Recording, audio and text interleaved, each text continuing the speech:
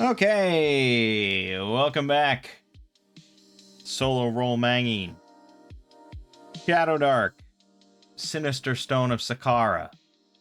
Pretty certain no one has ever done this before. So you are witnessing something brand new.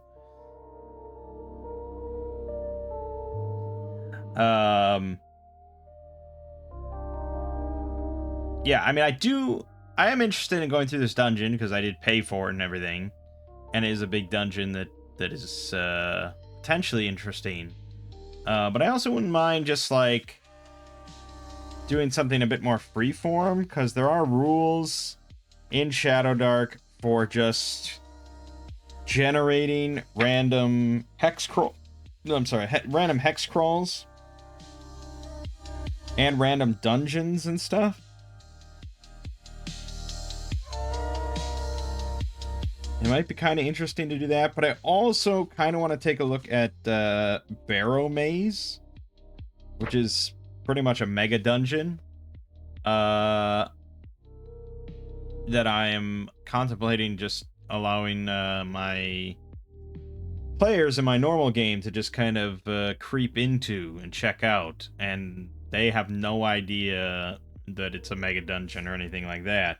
So I kind of want to just check that out, you know, just to play through a little bit and see how it is, because that's the best way to experience a module when you're learning it, rather than just reading it. Anyways, for right now, we are in here, so, you know, we're going to keep soldiering on while we're in here and seeing how it goes.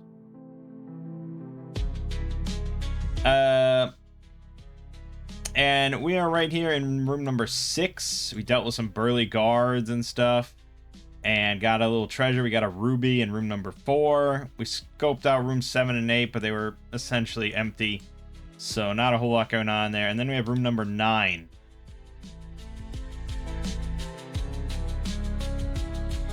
Which I imagine we can hear some stuff going on in there, because there's a, there's 10 kobolds in there. There's the kobold king, his right hand, and then 8 warriors. So, yeah, I would imagine we can hear some chatter in there from time to time. I don't think... I mean, I certainly wouldn't tell a player that they hear 10 kobolds, because that would be crazy, but I would say they hear at least half a dozen. Or maybe that's a bit too much. I'm not sure. Do you think there's a lot of chatter going on, or they all just sit there quietly waiting? No, I mean, there's got to be chatter, right? Seems like a very boring life, but yeah.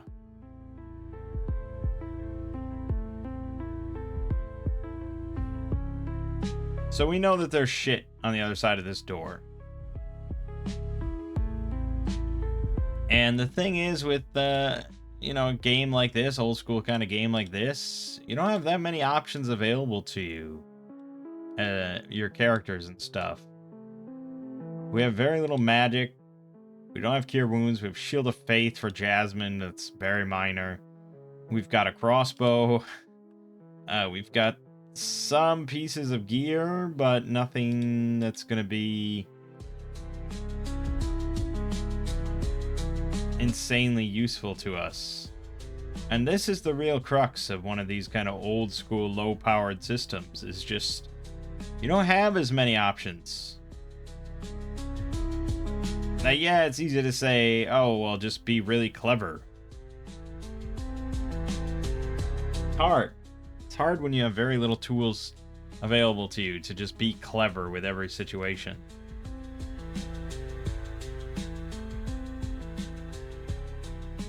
So what are the smart strats here? Well, bottlenecks are pretty good. Hard to go wrong with bottlenecks, as usual.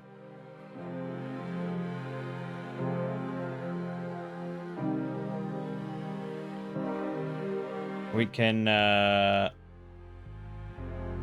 you know, so far it's been a pretty fair mix of, like, ranged kobolds and melee kobolds.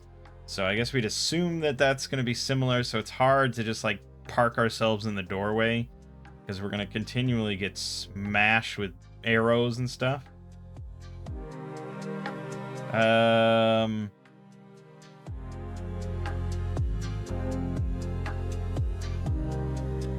But we do know that there's oil on the ground here.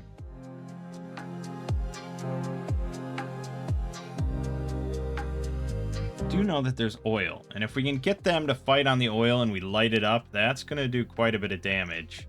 And the tight corridor here, right here, this hallway where the oil is from 6 to 5, that is a fairly tight angle for any sort of range, so they're going to have to kind of get in here.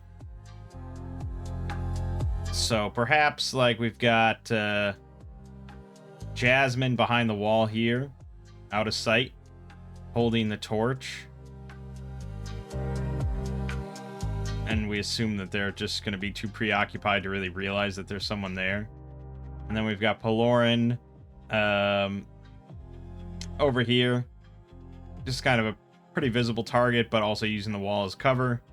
And then we'd have Carvis sort of open the door and start shooting until we get their attention, and then he jumps across the oil or whatever he does, you know.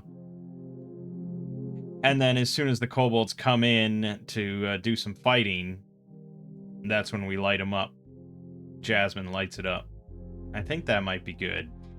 If we would have deduced at this point that that is oil, which I think we can tell that they were trying to push over that brazier onto it.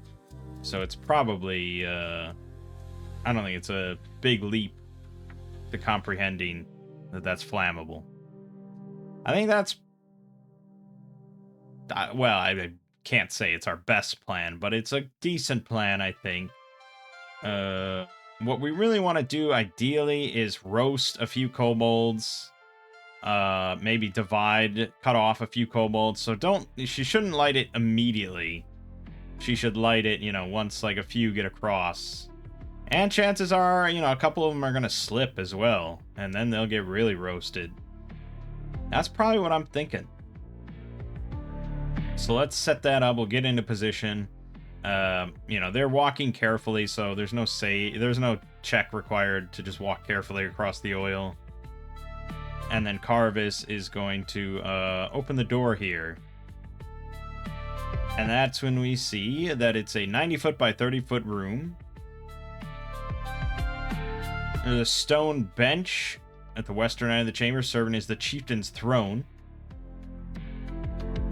And he's wearing a serpent-headed copper torque, so he certainly looks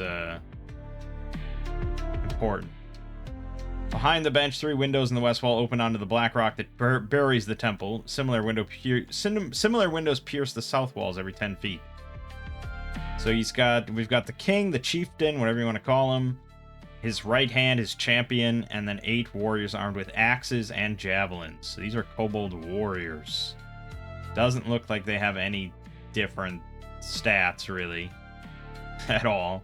But they do all have javelins, so they all have a ranged option.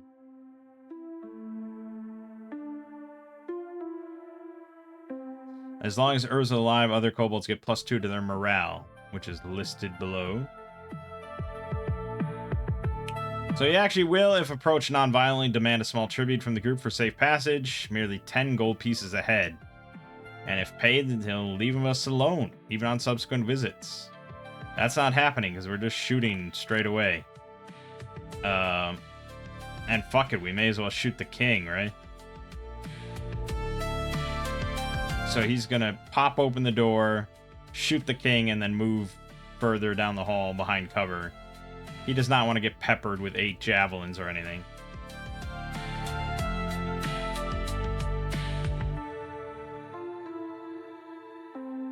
Alright, so he's just going to roll for his crossbow.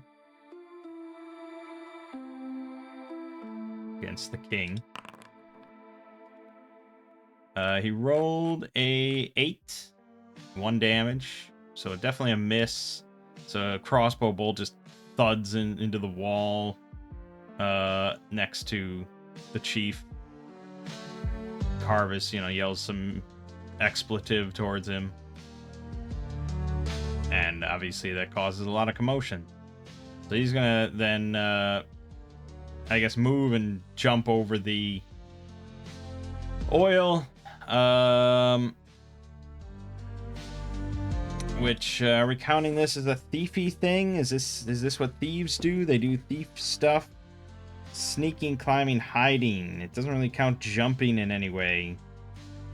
And jumping might be a strength thing. I don't know. Possible. It's possible. Swimming is strength. I don't know. I guess it doesn't matter. It doesn't really matter. Jumping isn't really listed in this book much, which is a little odd. I don't know. Maybe it's mentioned somewhere, but I don't think so.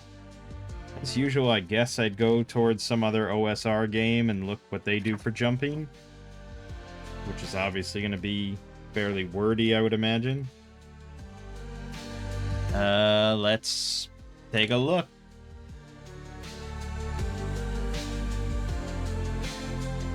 I guess there aren't rules in, like, BX D&D for jumping.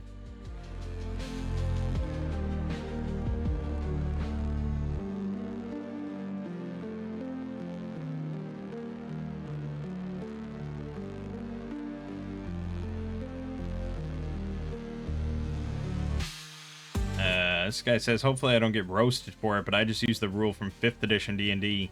Characters can jump their strength score in feet if they have a 10-foot running start, half that for a standing jump.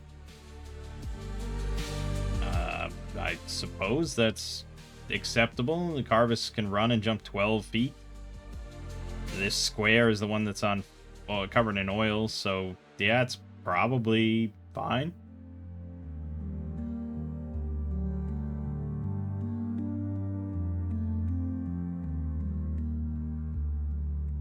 It's pretty, it's a pretty basic rule. Very easy, very quick. Doesn't account for encumbrance or a roll of any kind or how much running start you get or anything like that.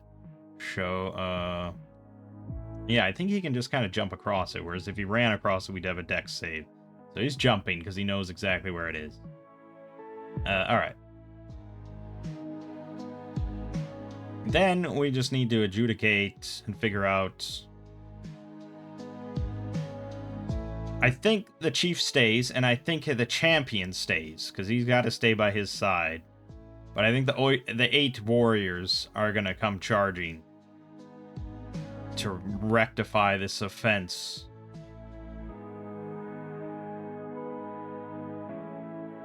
So they're going to go... Are we thinking that they have shields? I don't think that's the assumption. The ones at the front had shields, right? No, I guess we're never assuming kobolds have shields. I think I got that from the Axe 2nd edition monster manual that they have shields.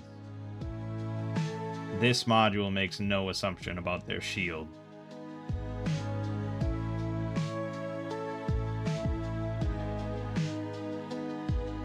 Because it just says they have axes and javelins.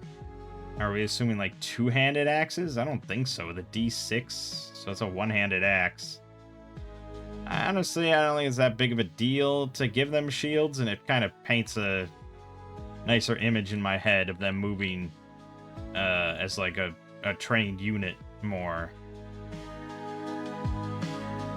They're kobolds, yeah, but this is like the King's Guard. So they're moving as a bit of as a unit, even though they all have the same stats as a normal kobold.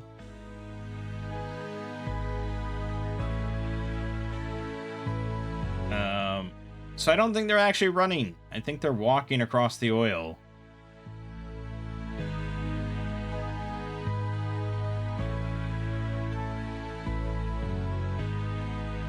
And so I don't think any of them are really going to slip in that case. They're pretty sure-footed.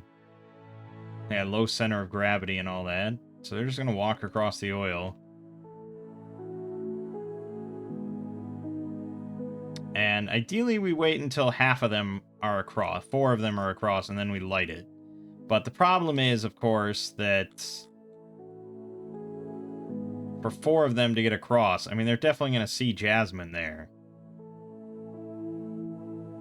And then what's to stop them from just stabbing the shit out of her? Also, she would have cast Shield of Faith on herself. Alright, she cast Shield of Faith, so she's at 14.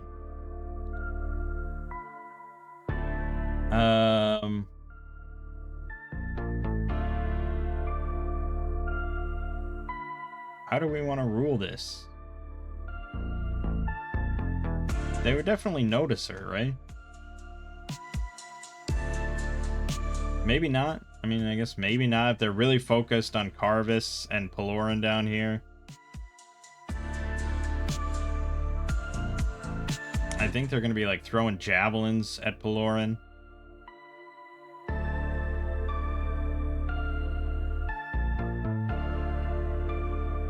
So we probably should roll a couple of those. Honestly, probably like at least 2. Maybe 4. But I kind of have to decide that, don't I?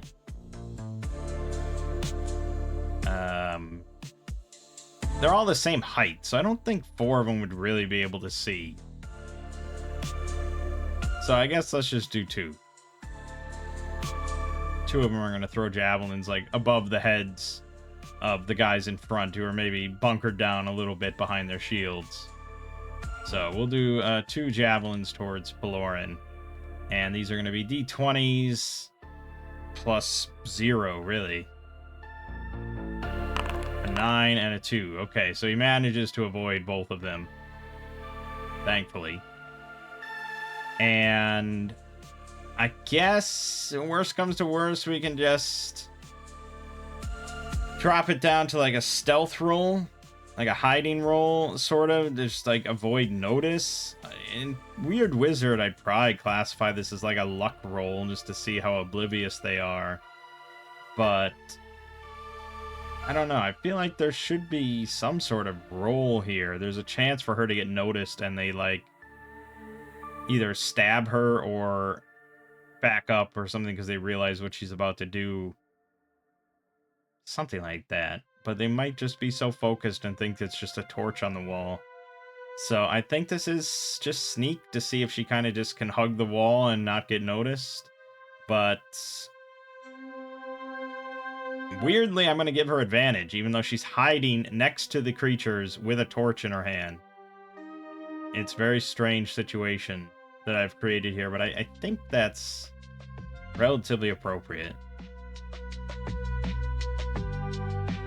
You could argue that they are maybe expecting something bad around a corner, and they're not thinking about it. Or, no, they are thinking about it. I don't know. You can go either way. I'm going to just go with advantage, and we'll be fine. So she ended up getting 11. That is lower than the DC I was expecting. So I think they are going to notice her. We'll say the front 2 definitely notice her. Do they realize that it's, that she's about to drop the torch on the oil they just walked across? I would say it's pretty unlikely. I think we're going to go with an intellect roll for them to figure that out. And I think it's going to be with, like, disadvantage. Because I think that's putting a lot together for kobolds. So, -1. Disadvantage. Okay, 12. They do figure that she's about to light them up. And honestly, it shouldn't even be disadvantage, because obviously kobolds are that intelligent, because the kobolds were trying to drop the brazier on the oil to burn us, so they understand flammable objects. I don't think this is out of the realm of possibility. So I shouldn't have even done disadvantage. Maybe there shouldn't have even been a roll. Now I think probably is when I need to bring this into initiative to see what happens first. I probably should have rolled way earlier, but here we are. So, Carvis is going to roll Dex. Fucking 5. This dude can't roll fucking initiative to save his life. Good thing he doesn't make many dexterity checks. And then they get +2. So, okay, they go first. Here's where it gets a little tricky for them, though. Because the ones in front see her and realize that she's about to light them up. So they have to decide whether they're trying to move back across the oil or move forward. I think probably the ones right in front are going to try to just kill Jasmine. I think that's their best bet.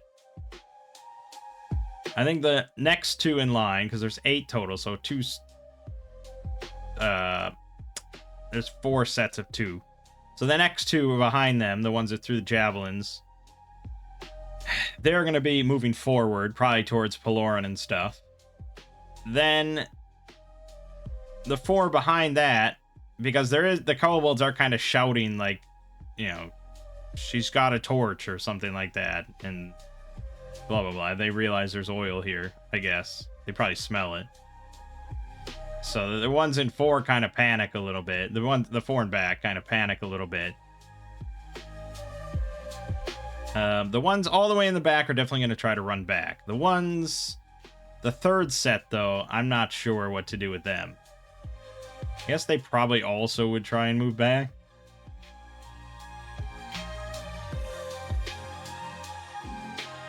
Yeah, I guess we'll do it that way. And so then all 4 of them are going to have to make dex checks to see if they slip on the oil or not. So this is +2, and we'll set the DC at 12. So we'll just roll 4d20 and see what we get. All of them succeeded. Go figure. This still ultimately works out. It's just no one's going to get roasted, which was ideal, but we also separated them, which is good. But Jasmine has to survive for that to happen. So she's getting attacked twice. And this is just straight d20 rolls against her. So 10 and a 7. So she manages to block both with her shield. And then 2 against Peloran with axes as well. 17 and 7. He is going to take a hit. This is d6. 3 damage to Peloran. Ow. Painful. Okay, Jasmine is going to throw her torch onto the oil. I think it's pretty basic. I don't think there's any roll here or anything. She's mostly just dropping it, and obviously it ignites, because that's what it's there for. So, she's going to lose the torch, obviously, but we are well illuminated in here. It's probably going to get pretty sweltering. Peloran is going to swing the Chorus of Revelation at one of the kobolds in front of him. He got a 12, which I believe is their AC, so 8 damage. He definitely utterly decimates one of those kobolds with 8 damage. No problem. Blood splattering into the flames of the burning corridor. And Carvis is going to shoot his crossbow at one of the ones on Jasmine. Lessen the pain there a little bit. Okay, hit for 1 damage. Not so hot. Carvis's rolls are just so shit in general. So we're just averaging 3 health for all of them across the board. Alright, and that's the round. So now, new round. New initiative, dex check, 17! And they rolled a 1. Perfect. We get to go first. We get to go again right away. Peloran will swing at the other kobold next to him. 15, 3 damage. That's another kill, just barely. Kind of nicks his throat and he bleeds out on the floor, gasping for air.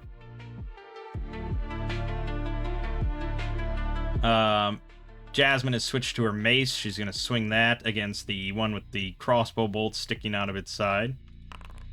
She rolls a 9, which is not good enough. Damn, she has yet to hit something with that mace because she keeps fucking rolling shit. Carvis will fire another crossbow bolt into that same one. Also misses. That's not good. So now 2 of them are going to go for Jasmine again. D20, D20. That is a hit. Technically, that's a crit, and I believe monsters can crit.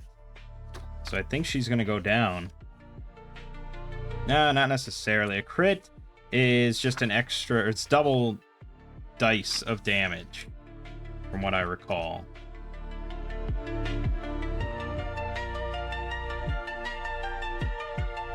double its damage dice on the attack. So they're going to roll 2d6 here, which is pretty painful. But I think they get -1. Yeah, 1d6 -1. So 2d6 -1, which is 7. That is enough to bring her down to 0. Okay, great.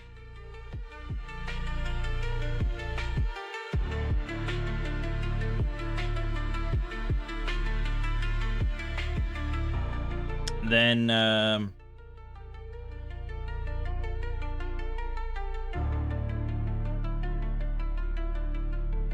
new round. Harvest rolls initiative. 20, perfect. Ooh, very close. But we get to go. Jasmine rolls a d4 plus her con mod. 2 rounds. That's all she's got to live. Carvis is going to have to get over there, but there's still 2 kobolds up. Lauren's going to rush in and swing valiantly. 13, 7 damage. He butchers one. I don't think Carvis can do this. I don't think he can get in there and stabilize while there's a kobold there. So he's just going to fire his crossbow. Hopefully kill. Definitely kill. Right through the head. Sticks to the wall. Okay, and the fire roars, and we hear the kobold screeching from the other side of it, but there's not a damn thing they can do. They'd have to go through room 19 and go all the way around. And I don't know what's in room 19. I wonder if that's an option for them.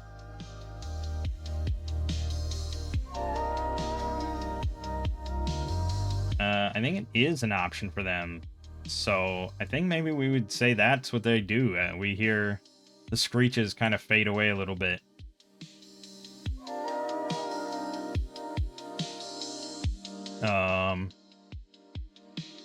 Okay. Then a new round, and Harvest is gonna rush over. We're gonna count his healer fucking background now, so he gets advantage on this stabilized check. I'm not gonna go all the way with bandages kind of thing and lower the DC to 12. This is just advantage here. Alright, he rolled a 17, so she's back up. She's not dying, but she's still unconscious. So we're gonna have to carry her out of here, which is dangerous enough.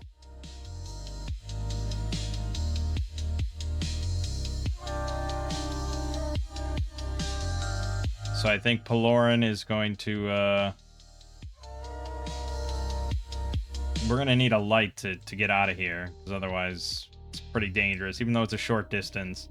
So we're gonna light a torch from Paloran. He's gonna put away the Chorus of Revelation. And he's gonna carry that. He's gonna carry Jasmine while Carvis kind of keeps watch with the crossbow.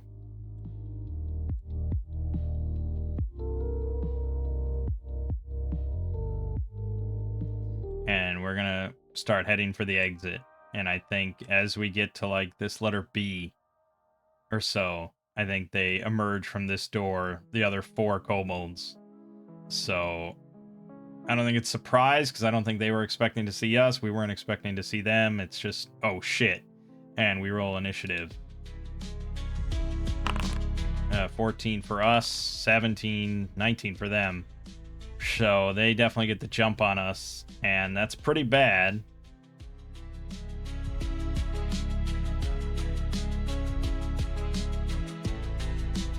Are they going to rush in, or are they going to be a little bit more cautious?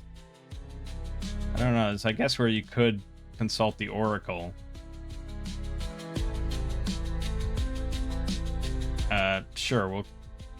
We will actually consult the Shadowdark, Solo Dark Oracle, which is a D20, pretty basic thing. So the question is, I guess, do they charge in? We rolled a 15, so the answer is yes, they're going to charge in. Great.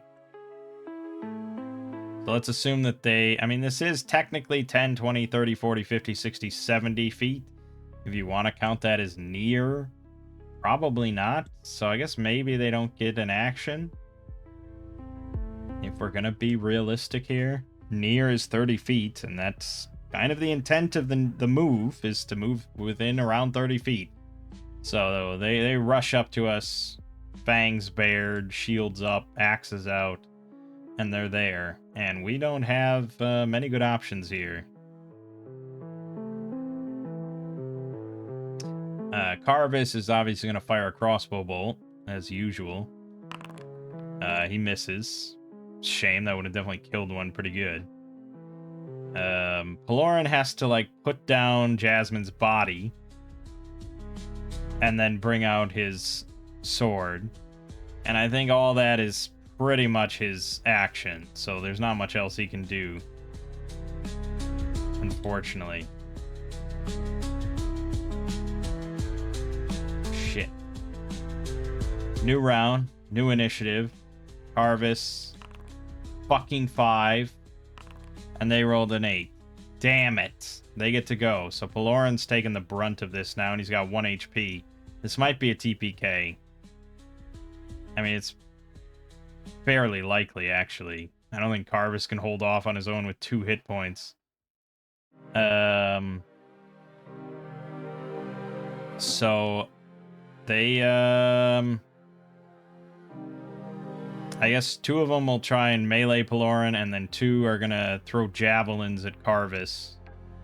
We'll split it up a little bit. So the attacks against Paloran, 3 and 6, they both miss, shockingly. Javelins against Carvis, 14 and 6. That is gonna be a hit. He does have 14 AC, but no, not enough to make it work. So Javelin is a D4. It is possible, 25% chance he won't go down. He goes down. All right, then it's our turn. So Paloran is going to swing. Okay, definitely butchers one. Then Carvis has to roll his D4. He gets 3 rounds. It's not looking good. Okay, new round. Paloran has to roll -1 dex now. 16. They get a 5, so Paloran goes again. He's swinging. 13, 5 damage. He kills a second one. Now they're getting a little iffy.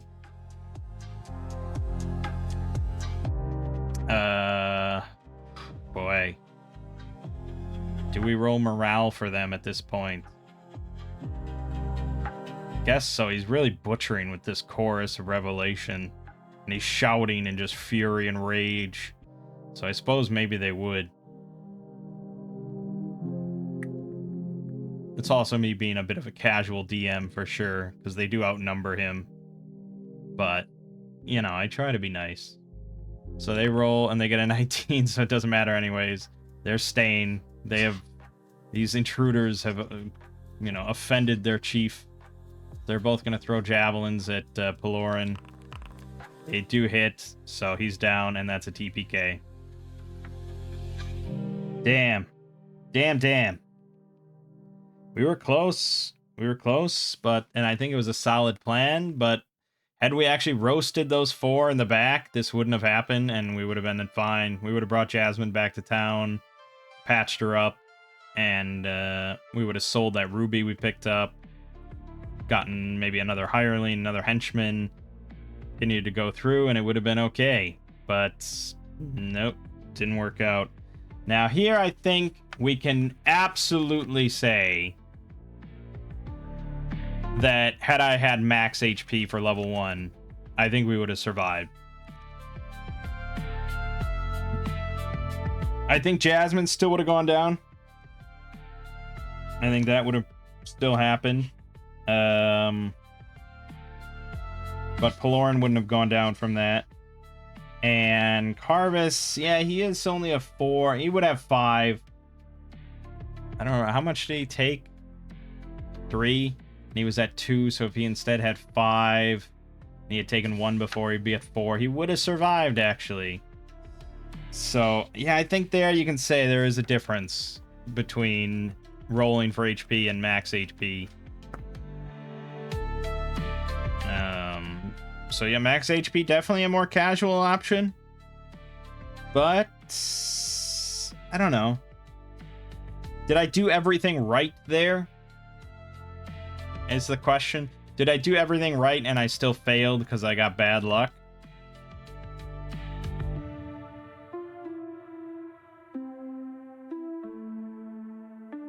Not exactly, because I think doing everything right involves as little combat as possible. So maybe the right thing would have been to just avoid that room and try and find easy treasure. But there is no easy treasure, so it's sort of a moot point. You're always going to have to, you know, best some dangers some way. Yeah, we could have chatted with them and gave him 30 gold pieces so we don't get harassed. But honestly, we've butchered a lot of kobolds already. I don't think he'd even make that deal. I think he would have just had all his guys throw javelins at us. So I don't think talking was really an option. The truth is, yeah, we went in with 3 characters, and this was an adventure designed for, like, 8 characters. And yeah, I mean, Shadowdark is a bit more casual than this stuff, but not tremendously. It's not like I'm running this with, I don't know, Pathfinder 2nd Edition or Shadow of the Weird Wizard or something. I mean, it's still... Yeah, we're rolling in there with 3 HP. I mean, what are you going to say? So I think I did pretty well. I think I got a little unlucky, and I think it's just kind of a brutal style of game. So that's okay. We didn't get very far in the Sinister Stone of Sakkara, but that's all right. I think 3 characters is a little rough, and I only did it here because that's what I had in Axe. Because I just wanted to try a different number of characters than 4 or 2. But yeah, I think 4 is kind of a good number.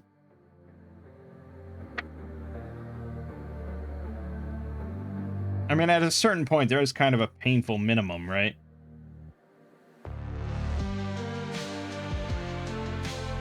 Like, 1 character is pretty rough. 2 characters is pretty rough. 3 characters is kind of rough. You're going to be missing kind of a pillar of gameplay there, no matter what. 4 is kind of the sweet spot because you have 1 of each of the core types of classes. You have all your bases covered one way or the other. And had I had a mage there with us, I mean, the encounters are not balanced here. That's the thing. If I was balancing all the encounters based on my party, we would have fought like 3 kobolds instead of 8. So, since that encounter was 8 no matter what, going in with 8 characters would have been a lot easier than 3. But alright, anyways. We closed the chapter on those characters. It was a fun little experience, but yeah, they're gone. They're dead. So, I guess since I was talking about it at the start of this video, I guess we may as well go straight into Barrowmaze and give that a try. So, just give me a second here. We can close that. I got a lot of PDFs open here, unfortunately.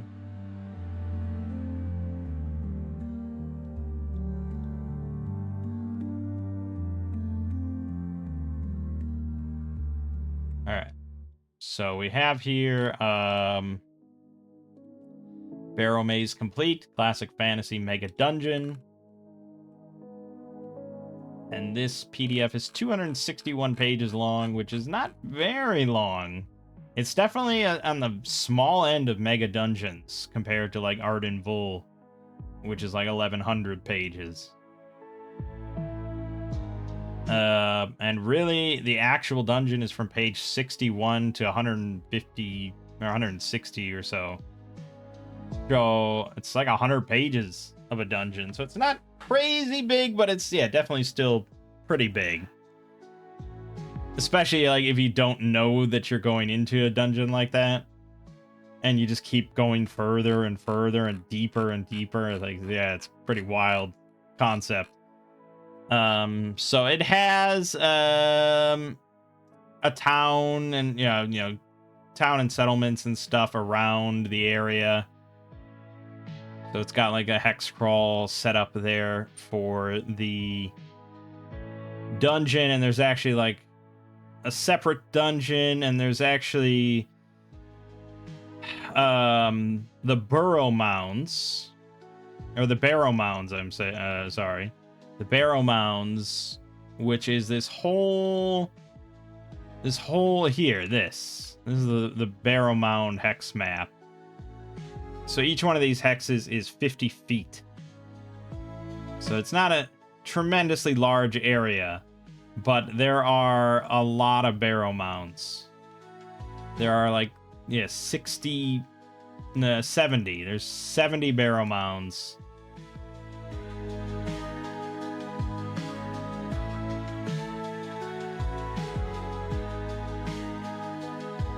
And all of them are like very basic little like mini dungeons. Like this is what the Barrowmaze 5 looks like. Here's 6.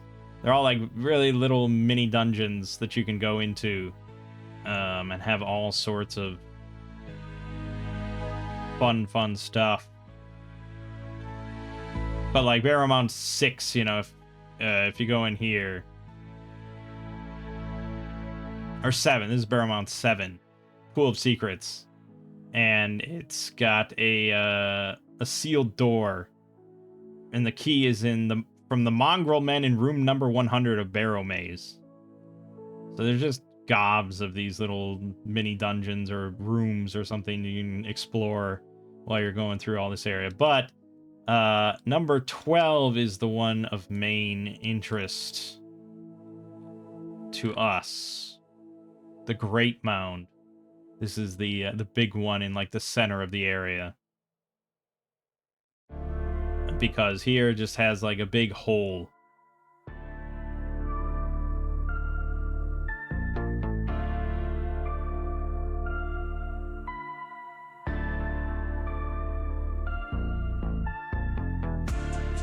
Yeah. So, an old rusty 6-foot-high tripod with a blackened tackle suspended over a hole in the floor. A rope descends down into the darkness to room number 1 on the dungeon map. So, the way that I am planning to just put this into my other campaign is actually at the bottom of a mine. So I'm actually skipping over all the Barrowmaze. I do think it's pretty cool. I think it's a cool idea, and to have this be a whole kind of campaign where you have a settlement there, you've got the Barrowmaze scattered all around that they can explore, and then they find the big one to go down. I think that's all pretty cool, but really I just want to throw the main dungeon in there. So, assuming you go down the hole, as you do, then you'll get taken to the actual Barrowmaze dungeon itself. You'll go to Area 1, the Forbidden Antechamber. And so then, yeah, we go into... So I'm also going to need the map. Hold on.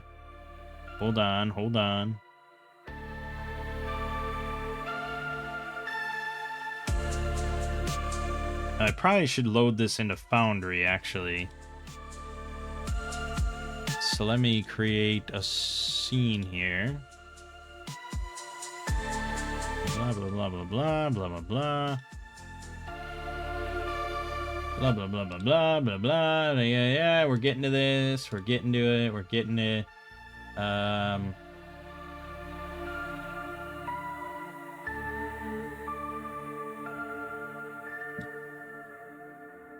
that's formatted weird. Why is it compressed?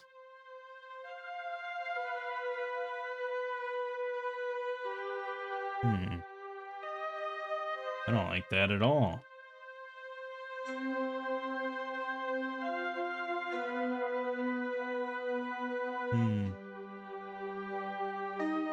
I'm not sure. Let me try making a new scene rather than changing this one.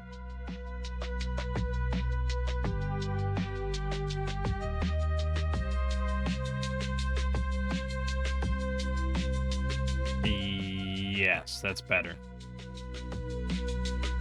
Okay. There we have it.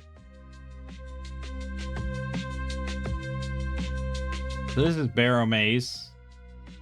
And I'm pretty sure this is the entirety of Barrowmaze. I don't think it goes across different levels. I think it's just different areas of the map, sort of like Sinister Stone of Sakkara. So, again, I haven't really read this outside of like this initial section, so I'm not quite sure. But yeah, Forbidden Antechamber, blah, blah, blah, blah, blah, blah. And eventually that goes on to Area 2, the Haunted Tombs, which starts with Room 89. Which is right here, Room 89. Bada bing, bada boom. So, yeah, if I was gonna run this on Foundry, I guess we would, like, try and hide the whole thing. They don't seem to let me run this module. For some reason, why don't you let me hide anything on here? There must be some conflict or something, I'm not quite sure. Oh, wait a minute, I think I have to enable it. And now I have this party resource bullshit that covers up my entire top screen. Alright, so the party resources. This was the module I found to handle the underclock, because this lets you just display any custom number of whatever you want to the players. So, easy way to just do the underclock here.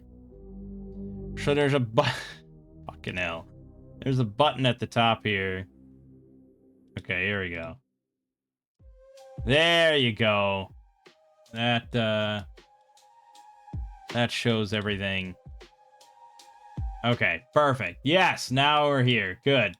So you'd hide the whole dungeon, right, with Fog of War, and then you would they'd go down to room 1, and you'd do like maybe a little bit nicer than this, but yeah, you'd do something like that, and then this is what they would see. They would just see this room, you know, and then they open this door, and then you would do like probably something depending on the torchlight or something like that. This is 10 feet squares, so yeah, you'd probably just do something like that, and they can see then there's a passage to the north, there's a door there, and it continues on to the east. And this is what I do now for my family, because I have just a little monitor. They're not plugged into Foundry or anything like that. I'm not moving a token around to show them. This is just the quickest, easiest way to use an official map, so they don't have to map themselves, and they just slowly reveal as they go. And then once they get to this square, you know, they'd see this, and we'd probably extend this to, like, there or something. And I think it works pretty well, you know. Most of these rooms are very empty. Most of these rooms on this map don't have any details or anything that gives anything away. This is the DM map instead of the player map. So, I actually don't know. Let me just check real quick. Let me just see if the player map... No? Okay. Yeah, the player map literally is the exact same map. It just is not labeled in any way. So, yeah. So, like, I know that this room here, once you go through this door, once 1 or 2 people go through this door, this slams shut. So this is actually a doorway, not a door. And it's... yeah, that's a little bit of an issue. I'm sure someone has actual Barrowmaze, like, VTT maps. I wonder if actually, like, hold on, hold on, I can probably find that.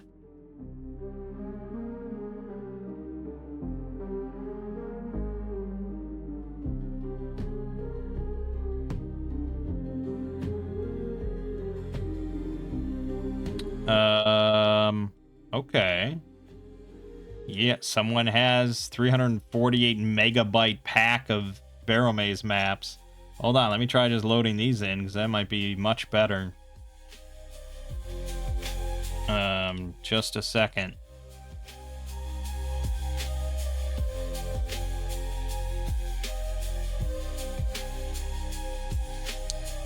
Yeah, I know, I always,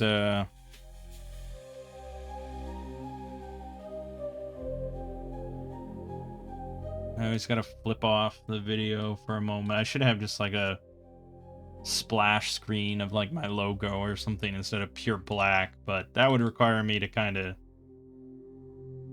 care. Okay, so this is Barrowmaze 1. I think.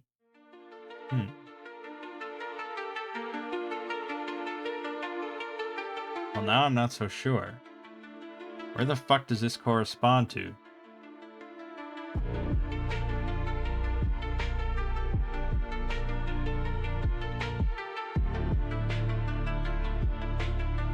Oh, maybe it's... Hold on. Okay, it's broken up into 6 different parts? I would assume...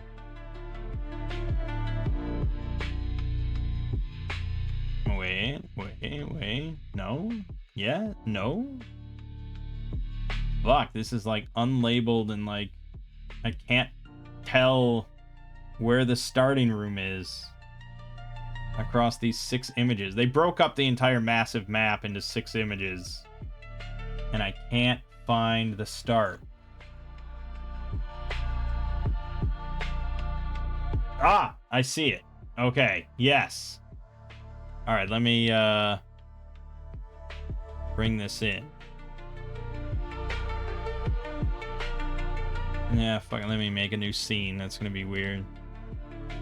Well, we're getting there. We're getting there.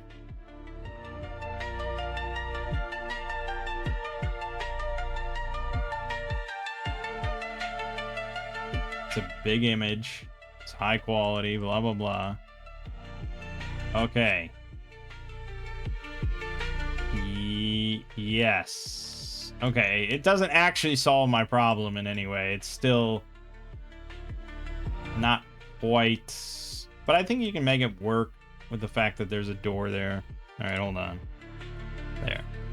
Okay, much higher quality map. Definitely. And a lot more detail to each room and things like that. I think this is much better. So this is what I would use. And, yeah, we'd hide that. And then we'd reveal this nice looking room with all the bones and shit there. It's way better.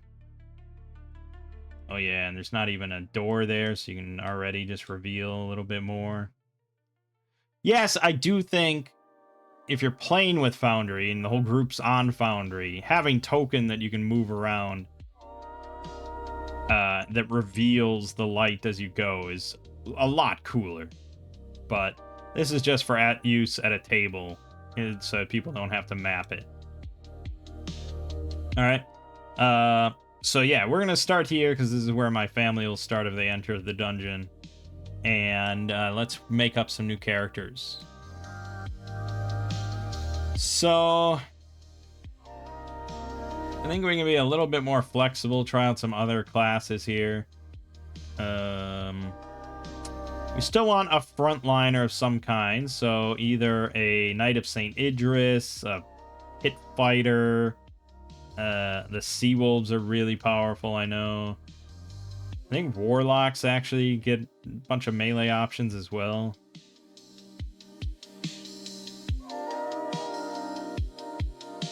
Let's go with the Knight of St. Idris. I think it's kind of interesting. Ancestry, do we want to make him a human? They are pretty damn good. Humans are really nice in this system. Yeah, he'll be a human. He'll be the hunter. He worships Memnon. I guess he'll also be... No, he's got to be... I mean, he fights the darkness. So he's neutral. He's got 40 gold pieces. And he uses charisma for his spell casting to cast witch spells. So he definitely wants plenty of that. But I think in general, you kind of want strength. We want to hit stuff because missing is no fun for anybody.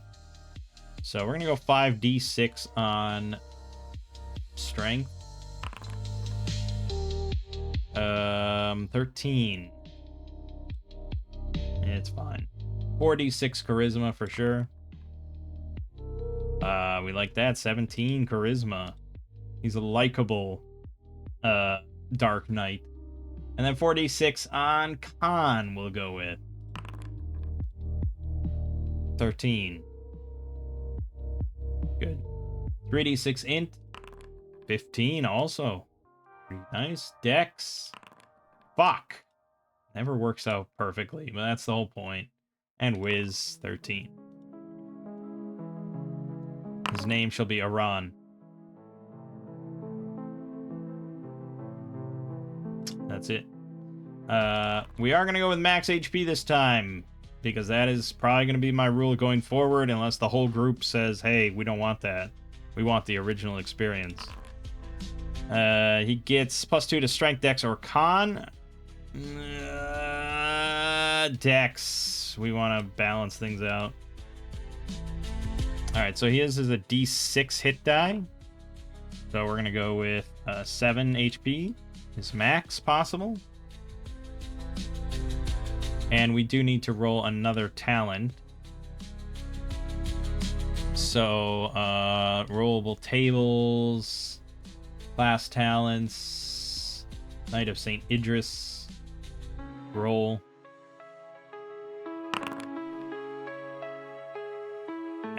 He got the same thing, he rolled an 8, so that is the most common option that's going to pop up. Well, now I think we go with strength. There we go, 15. Pretty good. It's fine. Then we need some goodies. We need some gear shit. He's got 40 gold. So, what do we want for his weapon?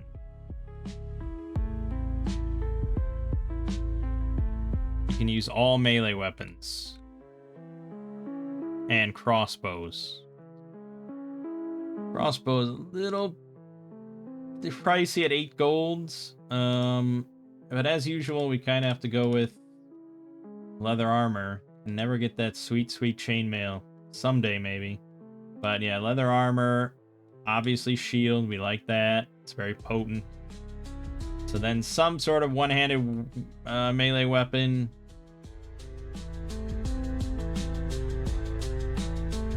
Longsword is pretty great because it's a D8, you know, it's hard to beat. It's very powerful. The only other one-handed D8 weapon is a bastard sword, which costs 1 gold more and just and takes up 2 slots. Or the great axe, basically the same thing. That's it in the default listing. So longsword kind of has this very exclusive spot of having no downsides, 9 gold pieces, D8 damage. If you're only ever going to one-hand it, it is kind of the way to go compared to anything else. Coming from Shadow the Weird Wizard, I gotta say I do like how varied the weaponry is in that game, because there's a lot of special traits. There's, you know, there's more properties that are applicable to different weapons, so it kind of makes different things more viable for different reasons. Like here, a spear, unless you're gonna throw it, there's not much reason to take a spear,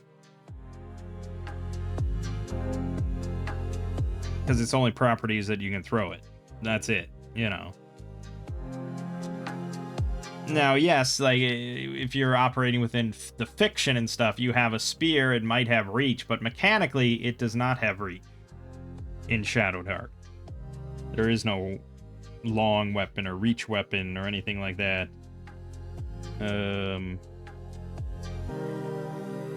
So a spear, just melee attacking, is close range like every other melee weapon. So, you know, I don't know. I tend to like a little bit more crunchy system than that. I don't know if someone has overhauled the Shadowdark stuff, but that's, again, the thing with Shadowdark. It's so flexible. It wouldn't take much to alter that, but, you know, I don't know. So yeah, I guess we're gonna go with the longsword. It's just the best option. So that's 9 gold for that, 10 20 for the shield and armor. So we're at 29. We have 11 left. We're not getting a crossbow, that's for sure. Because we're going to buy a crawling kit then. So then we're looking at... that was 29 plus 36. So we have 4 gold left over.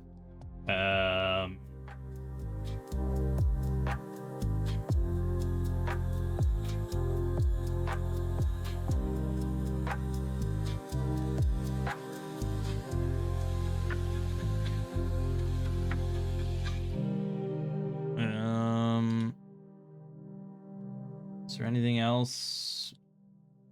No, there's nothing else that's listed here. Because I'd like those bandages, but I don't remember even where those are. Those are from character option. Was that a... Hold on. So we can import PDFs. Was that one of the supported ones? No. I really wish they would support that one, because that would be great. That would add a lot. All we have is the cursed scrolls. Let me just look real quick at the cursed scrolls to see if they had anything of...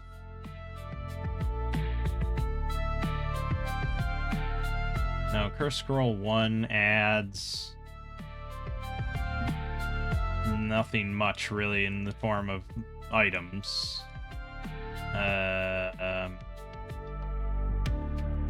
Cursed scroll 2, which I can also import, I think does add new items, some kind, new weapons at least. That's poison. I don't think it adds any sort of bandage or anything. It does add some interesting new weapons like the blow gun and shurikens, the Morning Star, whips, but that's about it. And then number 3, Midnight Sun.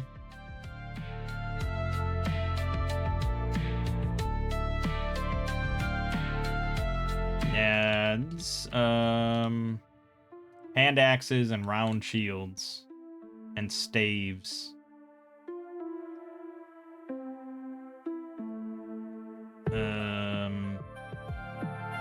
That's it. So now we'd have to go to with character options, and I guess we could just add bandages from character options. That wouldn't really... Or player companion, I'm sorry. We could just add bandages. We could add all these things if we really wanted to. And I guess it is kind of the nice... Again, the nice thing about Shadowdark and everything is just like... If players can conceive of something they'd want and it's logical enough, and just, okay, fucking add it. You know, here, in this case, it's already in a supplement, so we don't have to come up with anything. Is it a basic? I think it is a basic, right? Yeah, basic, okay. The basic and bandages. Bandage? We'll go with bandage. Okay, and this costs 6 silver. 1 quantity, 1 slot, max per slot 1, blah blah blah. It's not any of those other things. And the description is that it... Well, we can just copy this. And I know there's going to be a way to like code this or something, so it just you can click a button and it will do the roll. But we don't really need to be that fancy. So he's gonna buy a bandage, and that was 6 silver.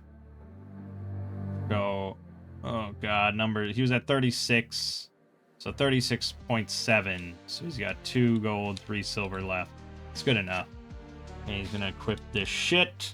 So he's looking at 13 AC right now, 7 health. Not the greatest, but it'll work. He also has no ranged weapon of any kind. And if we wanted a ranged weapon, boy, you'd be looking at maybe a gold to throw a dagger. Oh no, javelins are 5 silver. Yeah, it's pretty damn cheap. Fuck it, get some javelins. we'll spend another gold for 2 more javelins. Okay, good. And then for a symbol, let's see here. No, I just go to these Pathfinder ones, but there's not that many options, and we already used the champion. So, I don't know if it really fits. I do also have the Pathfinder Bestiary module, the paid thing where it has every token for every monster in Pathfinder history. But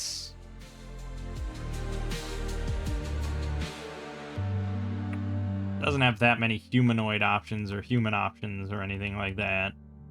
So it's a little limited in that case, and I guess it doesn't really matter because we don't use the map for anything. So I probably don't need any symbol, really.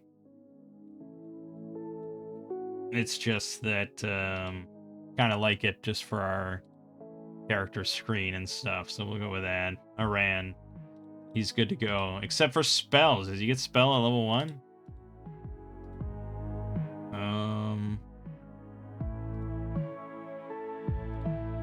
No, he doesn't get spells till 3. Okay, he's very similar to our Valkyrie. Alright. Aran is done. Second.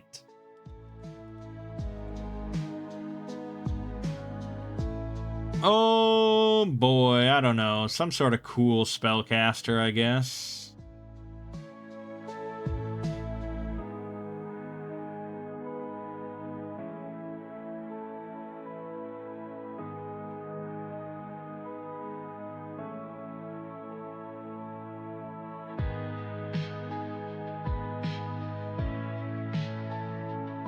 Not that many options, to be honest. Fuck it, I'll just go with a wizard again. But a different ancestry. I'm gonna go with a goblin wizard. Can't be surprised. It's such a it's so bad compared to a second talent roll. Really nothing compares to a second talent roll.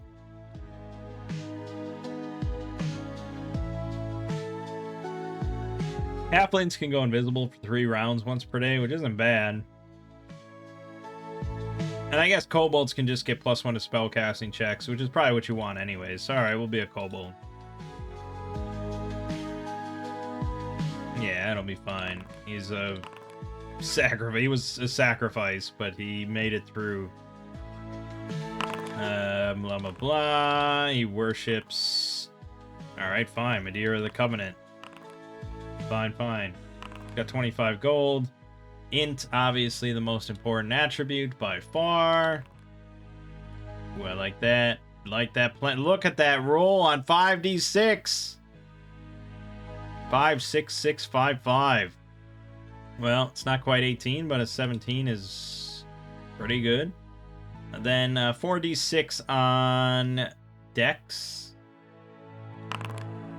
Not so hot. But a 12. And 46 on Con. Less hot, but also a 12, so fine. 3d6 Strength, 10.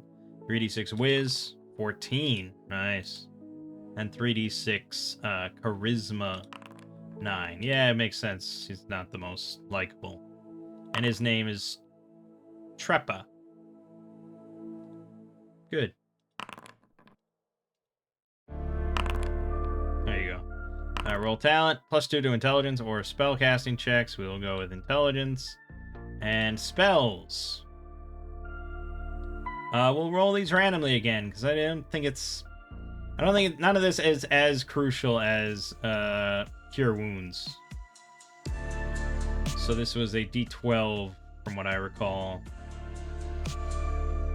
Unless we want to go with the extended spells. The extended spell options, and then I could add them to the system. Do I want to do that much work? Kind of. My answer is kind of. Because, I mean, look at it. You got a lot more options here. So many options. 12, 15, 18, 20. I got 40 spells here, man. It's really fun.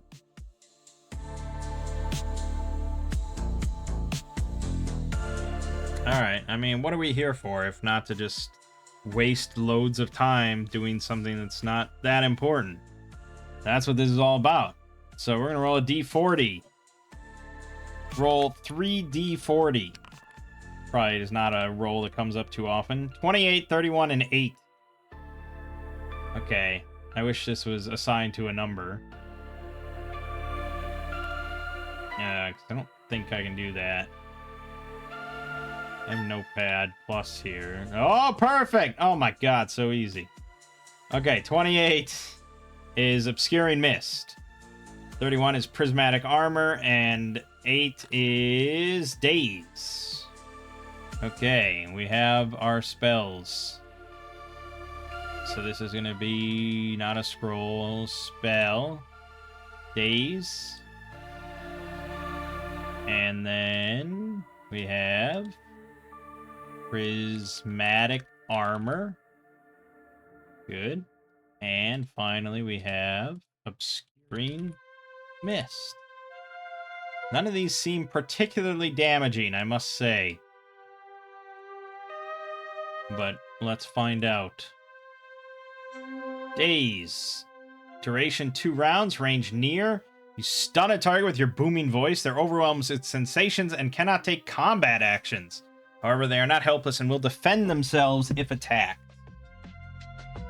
What exactly does that mean? What exactly does that mean?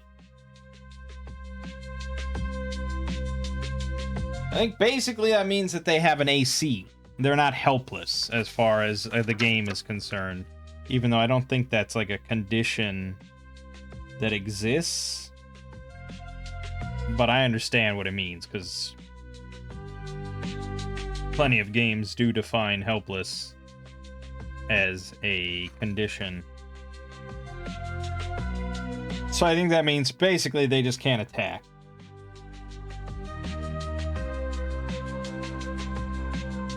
So that's good. That's what we're gonna go with. The Daze, tier 1, duration is 2 rounds. Range is near. Caster classes is wizard. That's it. Description did not get formatted properly. Doesn't really matter that much. We know now what it does. But may as well make it pretty, right? Nothing. Don't half-ass anything, right?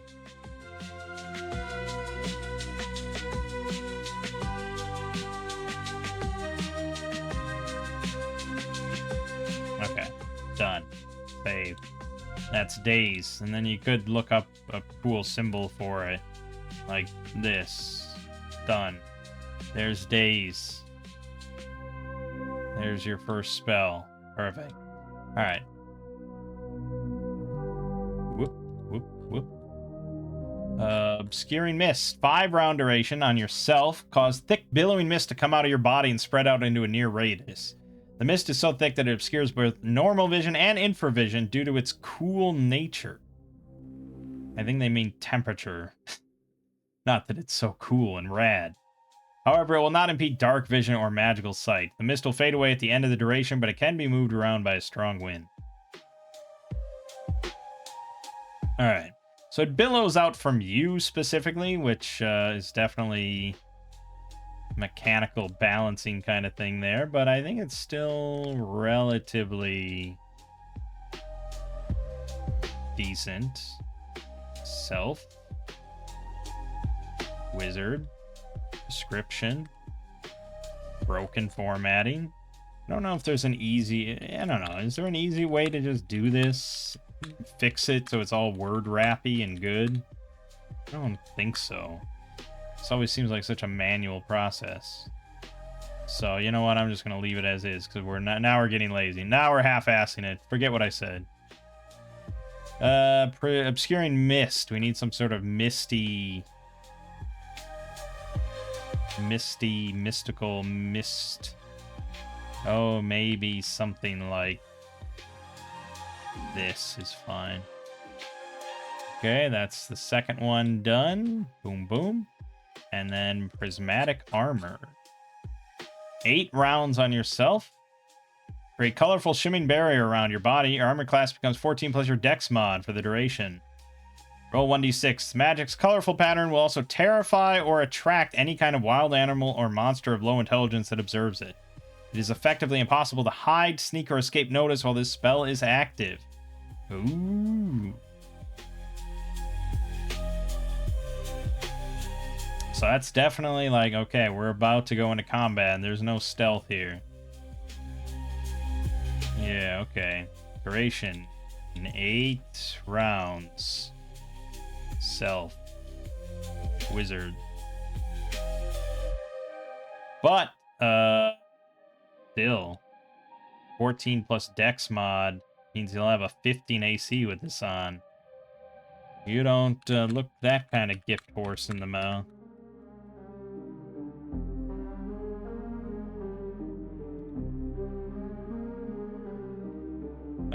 Actually, that symbol's fine. We'll just go with that. Boom.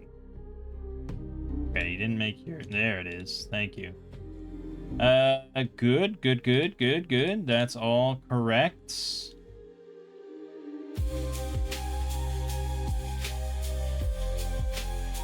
Alright, so then inventory for you. We definitely want you to have bandages. So that's...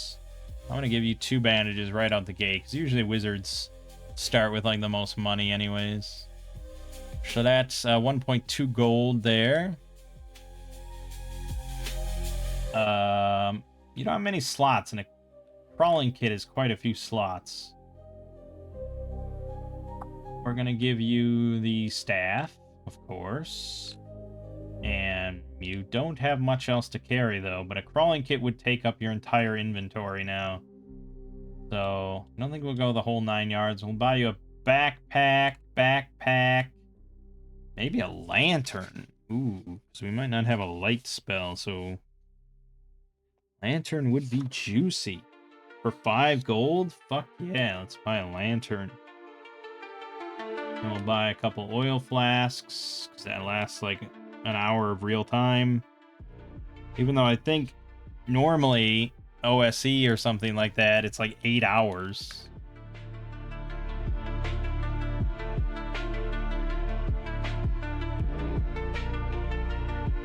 Four hours, yes. So in old school BX, lantern oil lasted 4 hours per flask. Here it's 1 hour real time. Bunch of nonsense. We'll buy some rations, because you never know when you need that. And beyond that, I don't know. That might be about it. We'll leave some room for gear. So how much should I spend? We said 1.2 gold. The staff is 5 silver.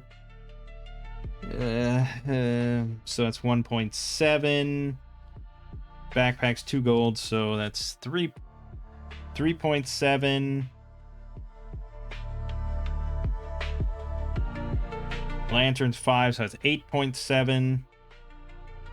Oil flasks are going to be 1, so that's 9.7.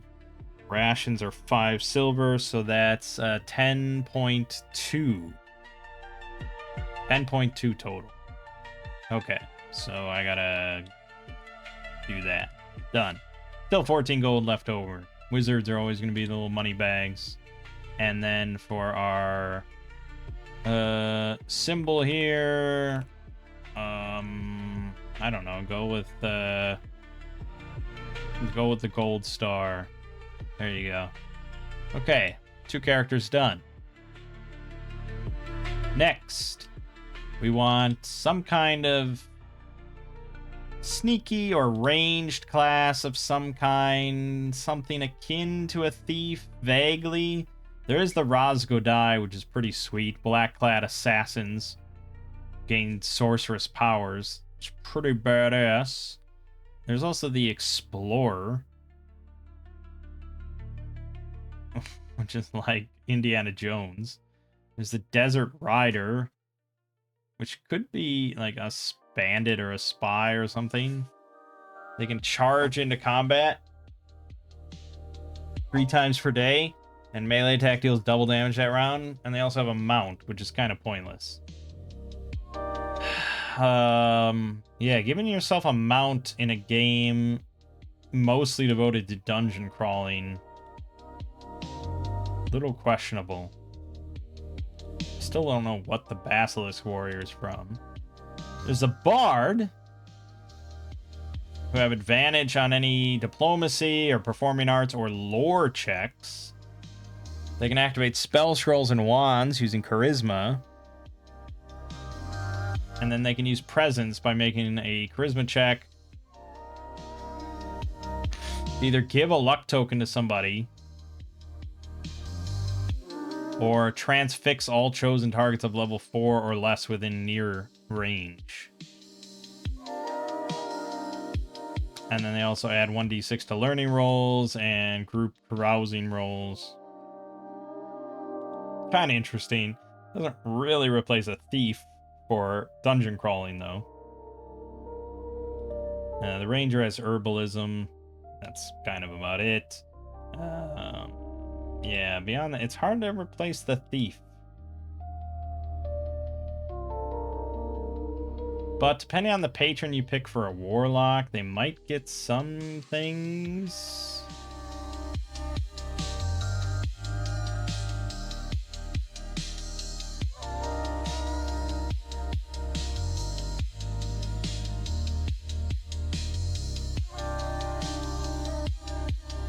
Maybe? Fuck, I'm making a warlock. I don't think I've played one yet. I have no idea what stats to roll for them, depending on your patron and stuff. I don't even remember what book warlocks are from. No, I have no idea. Oh, I guess maybe it was Curse Scroll 1. Yep, that would make sense. Okay, so depending on their patron. Yeah, if we go with Willowman, it's pretty much just like melee or range, strength or dex.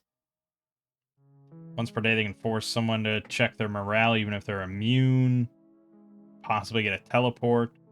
It's all pretty good. Titania, though, dex or charisma. Possibly learn to wield a longbow.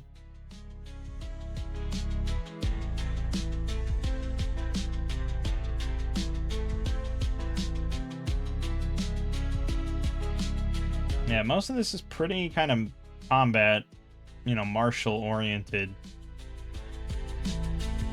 Kytheros, +2 to strength, dex, or wisdom. Gain +1 to your AC. 3 times per day, add your wisdom bonus to any roll. Almazit is like very much melee. Kind of big melee. But the Willowman, I think, is probably fine, and I don't know, it seems fine enough, I guess. Forcing someone to check their morale, even if they're immune, is kind of nice. So, yeah, we'll just go with that, which means, yeah, we kind of just want to build him as if he was a thief. So let's go 5d6 on dexterity. No way. No way! Well, again, much like Acts, if it's less than 13, we bump it to 13. That is like the worst roll I've seen from that so far. We're going to go 4d6 on Con, of course. Also 13. And then... yeah, we may as well. We might get a good strength, and we want to go with this strength weapon rather than using a finesse weapon. So 4d6 strength. Okay, there you go. 14. +2. Alright, so now we get we're pretty good. And 3d6 int, whiz, charisma. Low charisma. Maybe well, our Knight of St. Idris is really charismatic. So that's okay. That's good. That's good. Gold, 30 gold. Yep, deity. He's a drifter. Yeah, fuck it. Half orc. We're doing it. And his name is Hrogar. Good. That's what we want. Roll talent. Okay, so his talent was a patron boon. So he gets 2 patron boons. Right? I understand this correctly. At first level, you gain a random patron boon talent. And then he rolled a 2 for his warlock talent to get a patron boon from any patron. An unexplained gift. Oh, okay. Well, the one we got from the Willowman was +1 to melee or ranged. We'll go melee. I think we're going to be kind of a bruiser here. But then we're also going to roll a patron boon from any patron. Let's go Almazat. Whichever one had the option to get a... Yeah. Almazat possibly learn to wield 1 melee weapon of our choice. That could be very nice for us. So we're going to go Almazat. Roll. We got initiative advantage. So that's pretty fucking nuts because that applies to the whole goddamn group. Wow, well, that's pretty insane, I think. If we're going to count it for the whole group. But if I'm not counting it for the whole group, then I have to re-roll because it's useless. So what do you want me to do? All right. Well, then, so the weapons that we can actually wield, melee weapons, we can wield a longsword and we can wear shields. So we're basically just another fighter. We didn't end up with much of a sneaky stealth boy here, but I'm not that upset. Because a party full of fighters is not that bad. So he's got 30 gold, so that's 10. That's 20. And the longsword is 29. He has 1 gold left over. He can't even buy a backpack. He probably would get a loan from somebody else, though. Probably our wizard. So... And do we want to just do that now? Yeah, we'll just do that now. So grab the crawling kit and take 6 gold off of Trepa. That's what friends are for. Okay. Then he's got 14 AC and his longsword +4, 1d8 +1 damage. No ranged option of any kind. It's fine. He just wants to get in there and kill. And yeah,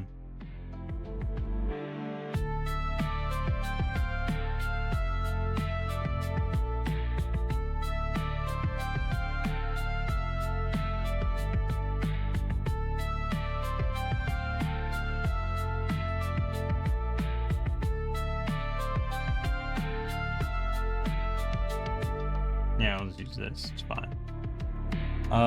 I think that's all correct then for our warlock. He's not really much of a warlock, I gotta say. Very odd character. But yeah. And then we're gonna go one more. We're going with 4. We want a balanced party. So let's see. A seer. Yeah, we'd get seer spells. And they would get Omen 3 times per day. Pretty easy chance for them to get a luck token. And their luck tokens add an extra d6. So I think we're going to go with this. I don't know exactly what's on the Seer spell list. I guess we could look.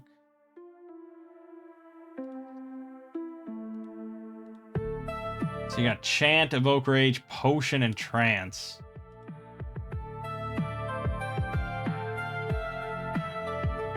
Yeah, Potion's not especially good. Just like some, you know, you can bless something and for the rest of the day, if someone drinks it, it ends poison or stabilizes. like easy stabilize, but we already kind of have that. Trance gives another creature a luck token, which is pretty big. Evoke Rage. Immune to morale checks, advantage on strength checks and melee attacks, and deal plus 1d4 damage for d4 rounds. Pretty good. Slap that on Hrogar or whatever and go to town. And then Chant, as you can see, all invisible and hidden things as though they were plainly visible. Yeah, none of it really compares to fucking Cure Wounds. Kinda hard to compete with Cure Wounds.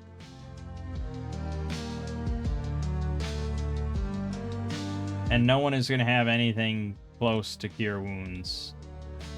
No one's going to have a heal. That's the priest special thing.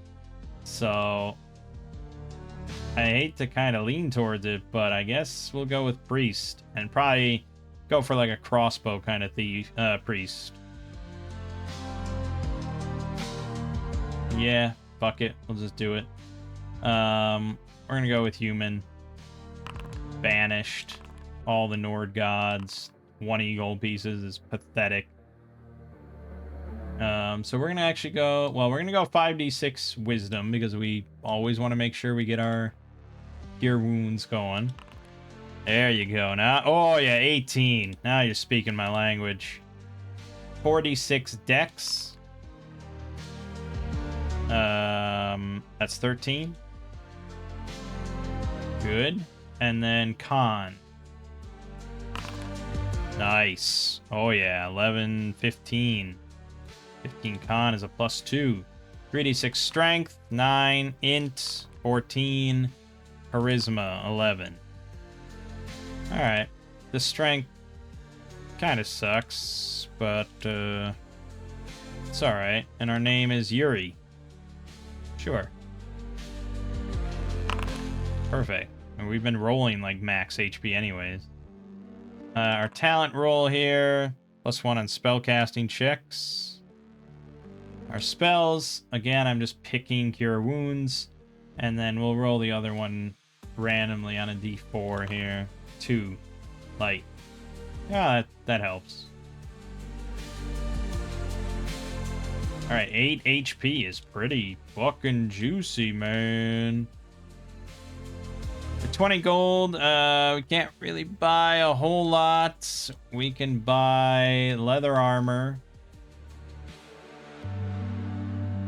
And a,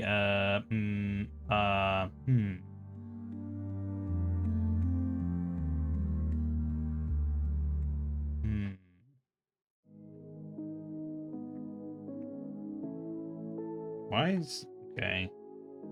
Yeah. We can't buy a shield, though, unless we want to go without a weapon, and I don't want to go without a weapon. So, it doesn't really need a shield, because we're sitting... He doesn't need a shield, because we're sitting in the back. So just buy the crossbow, and we need crossbow bolts as well. So that's 10 plus 8 plus 1. So we've spent 19 gold here.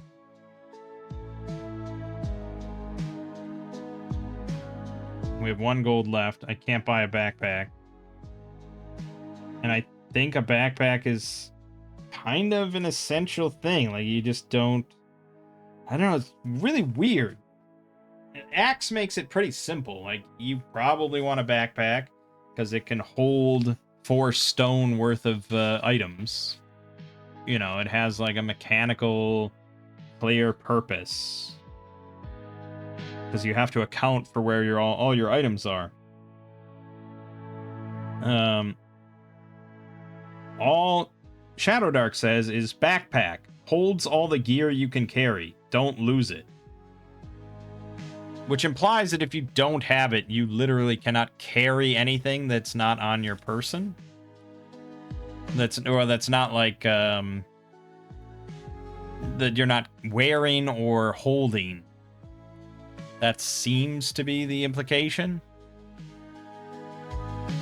And I think there's been plenty of questions about backpack. I just searched backpack on the Shadowdark subreddit, multiple threads of like, what does it do?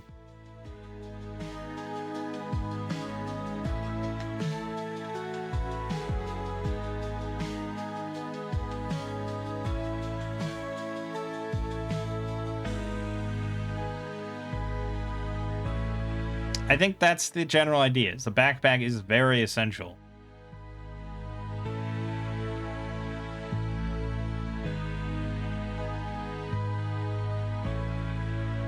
So, yeah, I think if you don't have it, you really can only carry stuff. So my crossbow bolts, I wouldn't even be able to have. There's no pockets. There's no pouches or anything like that. There's no belt. I mean, axe, again, is a bit more flexible because you can have, like, belt pouches. You can hold a sack or something like that and put items inside of it. This is pretty basic. The intention is you're going to have a backpack. So I'm going to have to borrow another gold from Trapa. But that should be it. And then we'll have the backpack, and that's it. Alright. So, we're not very good with a crossbow or anything. It's +1. And our high health kind of goes to waste, being in the back. But, yeah. I think it's fine. I think it's fine. Are we good? Are we done? I think we're done. Okay. Especially important to have a priest here, because the priest get Turn Undead as a free spell, even though it's not listed as our spells known. So I feel like you probably should go through the trouble and go to priest and add Turn Undead, so it's in your list. Because Barrowmaze is primarily revolving around undead enemies, so this is really useful to have. Undead creatures within near of you must make a charisma check opposed by your spellcasting check. If they fail by 10 plus points and are equal or less than your level, they are destroyed. Otherwise, on a fail, it flees from you for 5 rounds. Now, it says that you have to have present a holy symbol to cast it.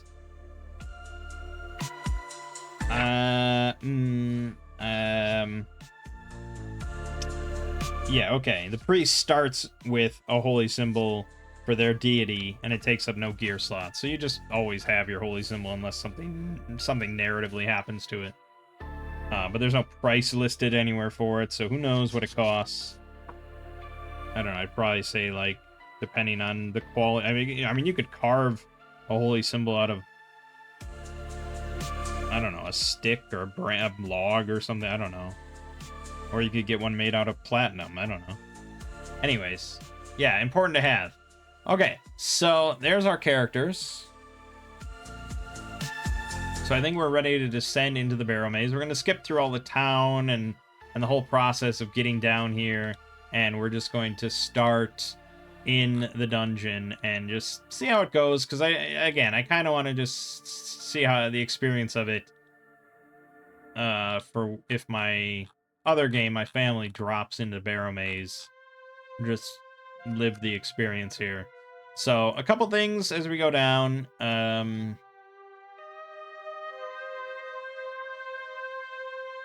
This is a big dungeon, so you're going to want to know the marching order of your group. That's always going to be very important, and should be set in stone unless something really drastically alters it. So for our 4 characters, Aran is going to be up front. He is the leader of the group, of course. And then second behind him is going to be Hrogar.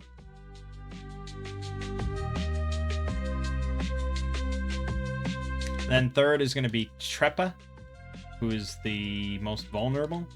And then fourth is going to be Yuri. So it's actually as I have it listed here, which is good. There's that. Secondly, we're going to be using Underclock now. We're going to... This is the intent. If I run Shadowdark for anybody, I'm going to use the Underclock. And really, I guess ideally I would try and remember to use this for Shadow of the Weird Wizard.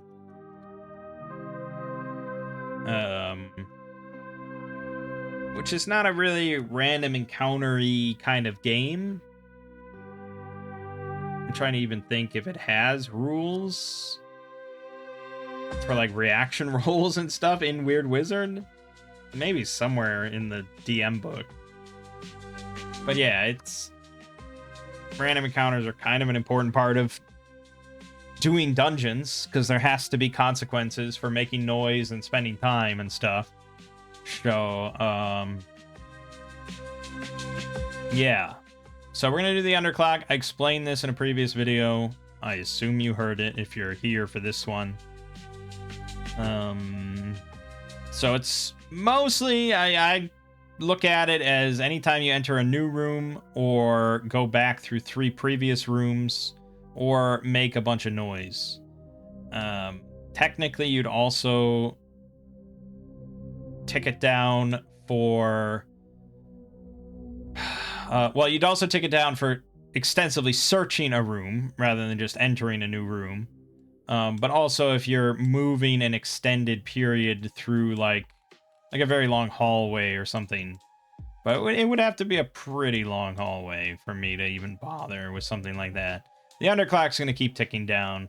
You don't have to sweat it too much. Just by virtue of like every room and searching every room and making noise and stuff. Although it does specify that the underclock does not typically tick down from just combat. Meaning combat noise, to avoid finishing a combat encounter and then being thrown immediately into another one. Alright, I think that's everything. So we descend down on this rope just like this. Look how big this group is. Fucking 7 characters here. So an old rusty block and tackle attached to a tripod sits atop the hole in burial mound number 12. A rope descends down into the room. The ceiling is vaulted and 35 feet high from the floor. The room has partially collapsed along the western wall. Worn frescoes of a burial procession leading to a barrow mound line the walls. Bones litter the floor. Booted footprints can be seen headed east. Rubble and debris throughout. Smells of dampness and death. Graffiti, check table 5, random graffiti. When they look down the hallway out of this room, show the player's Barrowmaze illustration number 8. And we don't have any bookmarks here, so, yeah, I'm not going to keep flipping through this. So, we'll just have to deal with that. Alright, so, we are here. We see, we come down and, Fog of War, reveal, blah, blah, blah. Yeah, okay. So, yeah, we can see this, and we're going to want to cast light on Aran's shield. That's the usual good choice here. Success. Perfect. So, we are lit. We're lit up. We're all good. Yeah, alright. So then we continue.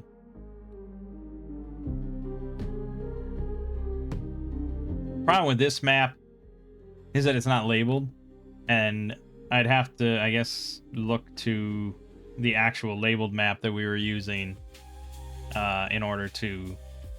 So maybe we should switch to the other one for now, just because, even though it's not, I wouldn't use it if I was actually running it, but just for our purposes, because I don't want to have to keep bringing up different maps just to see what room numbers are where. So we're just going to use this ugly map for now. And so we see these doors. And again, we're going to go kind of in numerical order. So we're going to head into room 2 very cautiously. Now, very cautiously is the default status of moving through a dungeon. So it doesn't really specify that much.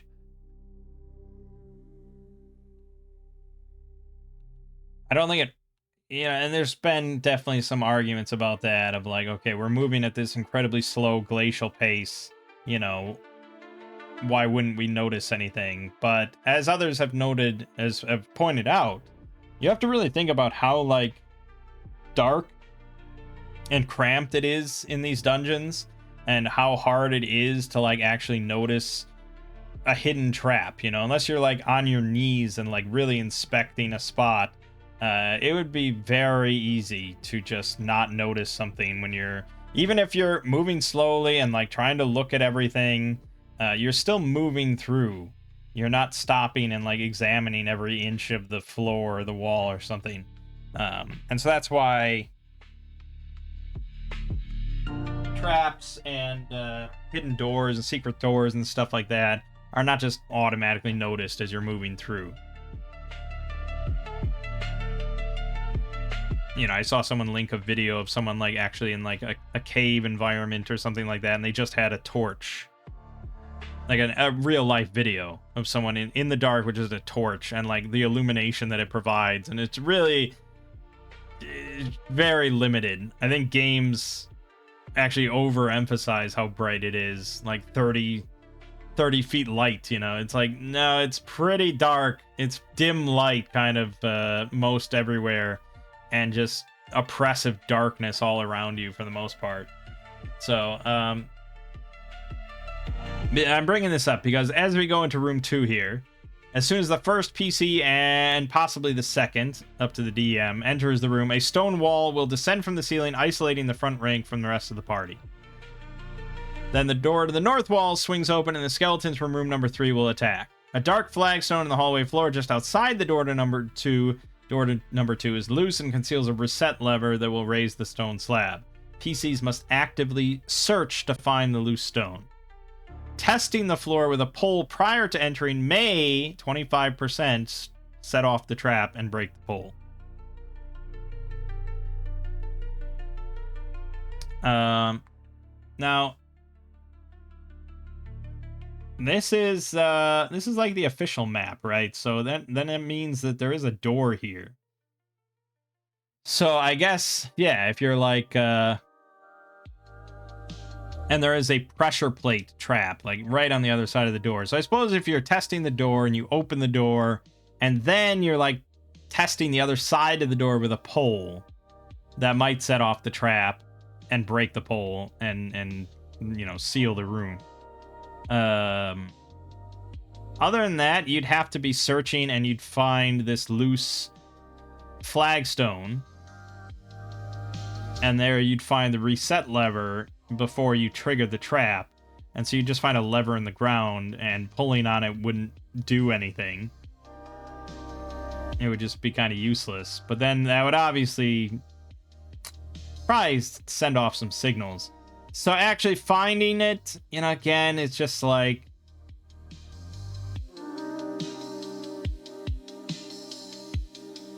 you can just revolve everything down to a roll. You know, you could just have someone roll an intellect check, see if they notice the loose flagstone. But the general philosophy is telegraphing, and you're meant to telegraph problems a little bit more than that.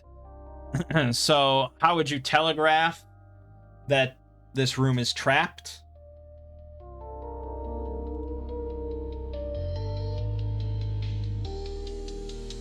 Well, they, you know, there would be nothing unusual with the door, really. So they'd open the door, and then they would look in and see, like, an empty room. Probably, like, bones or something. I mean, there has to be some prior victim at some point. So maybe there'd be some bones in there. And then the opposite wall is not meant to be a door, because it says that, oh no, it is a door. The door to the north wall will swing open. Okay, so there's a relatively small empty room with some bones in here, and then a door on the other side to the north. And your only real telegraph then would be that it's a small empty room with bones in it, which in OSR means stay the fuck away.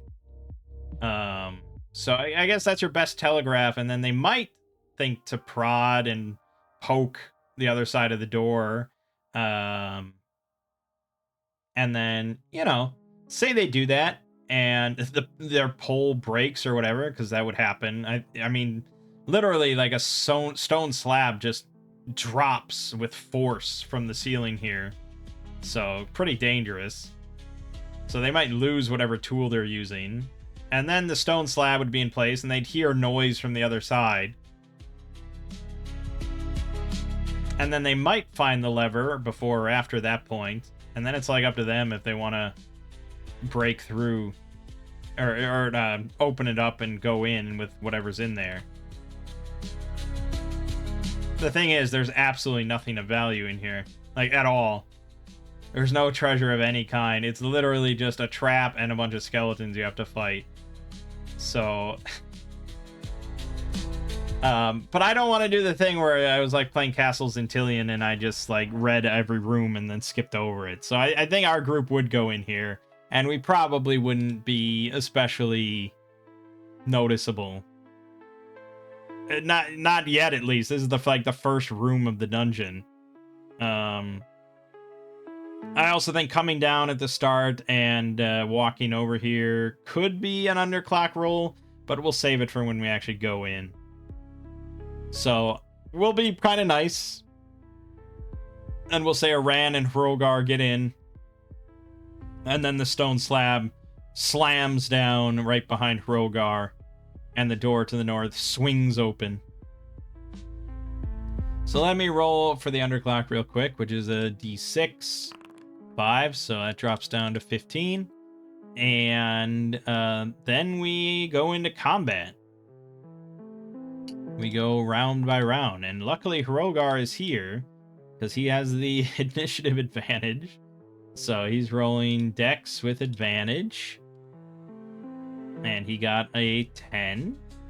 And then the skeleton. So let's look at our Barrowmaze skeletons here. They have an AC of 7, descending, so that would be 12. They have HP of 1d8. So it's averaging around 4 or 5. And they attack once, 1d6 damage. That's it. Let's compare this to the Shadowdark skeleton. I'm sure it's a classic. Alright, skeleton. 13 AC, so 1 higher there. 11 HP, god damn. And they get +1 on their attack with a short sword to do 1d6 damage.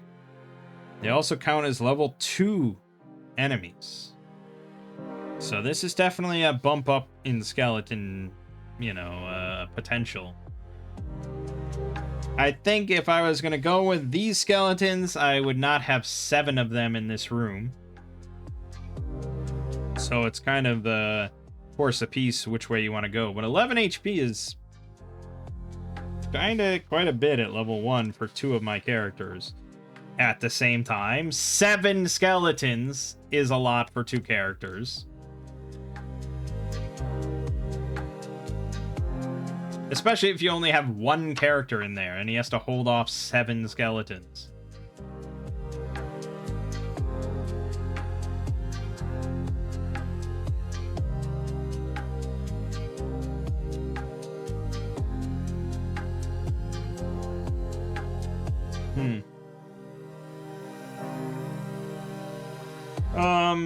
I'm not sure. I'm not sure which way I would go. I guess let's run it as is for the moment. So we'll do those skeletons and 7 of them. These are 10-foot squares, but still, they were really kind of packed in there like sardines, huh? If you assume there's like 10, or there's like 2 skeletons to a square. Or maybe there's... Well, if it's 10 feet by 10 feet, I guess maybe there's 4 to a square. So I guess it's not too bad. And alright, they're rolling their initiative of 10. It's a tie. What am I meant to do with that? Let's find the tie initiative rules for Shadowdark. Are you excited?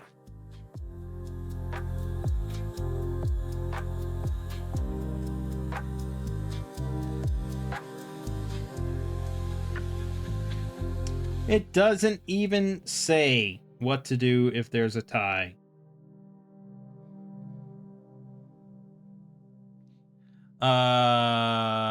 So Axe goes with whichever side has the fewer members. And I think that's reasonable. So, although that's also to kind of combat the idea of bringing in 20 henchmen. But yeah, we'll go with that. I think you also could just say players win ties. I think either one is valid. But in either case, we will go first. So, what I would say we want to do then for our two characters in trouble, we want Aran to like charge in with his shield, and I actually want to like try and I don't know exactly where the skeletons are. I'd have to kind of decide if they bounded in before we went into combat or not. I don't think so. I think the door just swung open and we saw a pack of skeletons, like the skeleton closet in fucking Might and Magic 1 or 2, whichever one it was. I think that was 2. Fucking skeleton closet. But yeah, I want to charge in with the shield and like block them off. And I don't think I even want to like swing or anything. I just want to block the doorway and force like them to fight one at a time or something. And Shadowdark obviously allows for this. Like, you know, again, a lot of the game is really just going to be players tell you what they want to do, and you just adjudicate it. You know, you just figure out what kind of role might be necessary or anything like that. I mean, that's the core idea of... ideally, that's the core idea of RPGs, D&D and stuff. So, yeah. This would technically be an improvise action based on the rules. Do an improvised action, such as swinging across a ravine on a vine. The GM might determine if it requires a stat check or attack roll. So, really, I'm just trying to box them out and hold the position in the doorway. I probably could swing as well, but I want to focus on them not getting past me or anything like that, and I want to just hold the line and bunker behind my shield a bit. And essentially, I think what I want to put in here is like a defend action or something like that, which plenty of other games have, like Axe. Basically, all my RPG, everything now is just, what can I reference from Axe and what can I steal from Axe? Because it has so many good ideas. But yeah, Axe basically do a defend action, get +4 AC against missile weapons, +2 against melee and thrown weapons for a round. That's basically what I want to do here.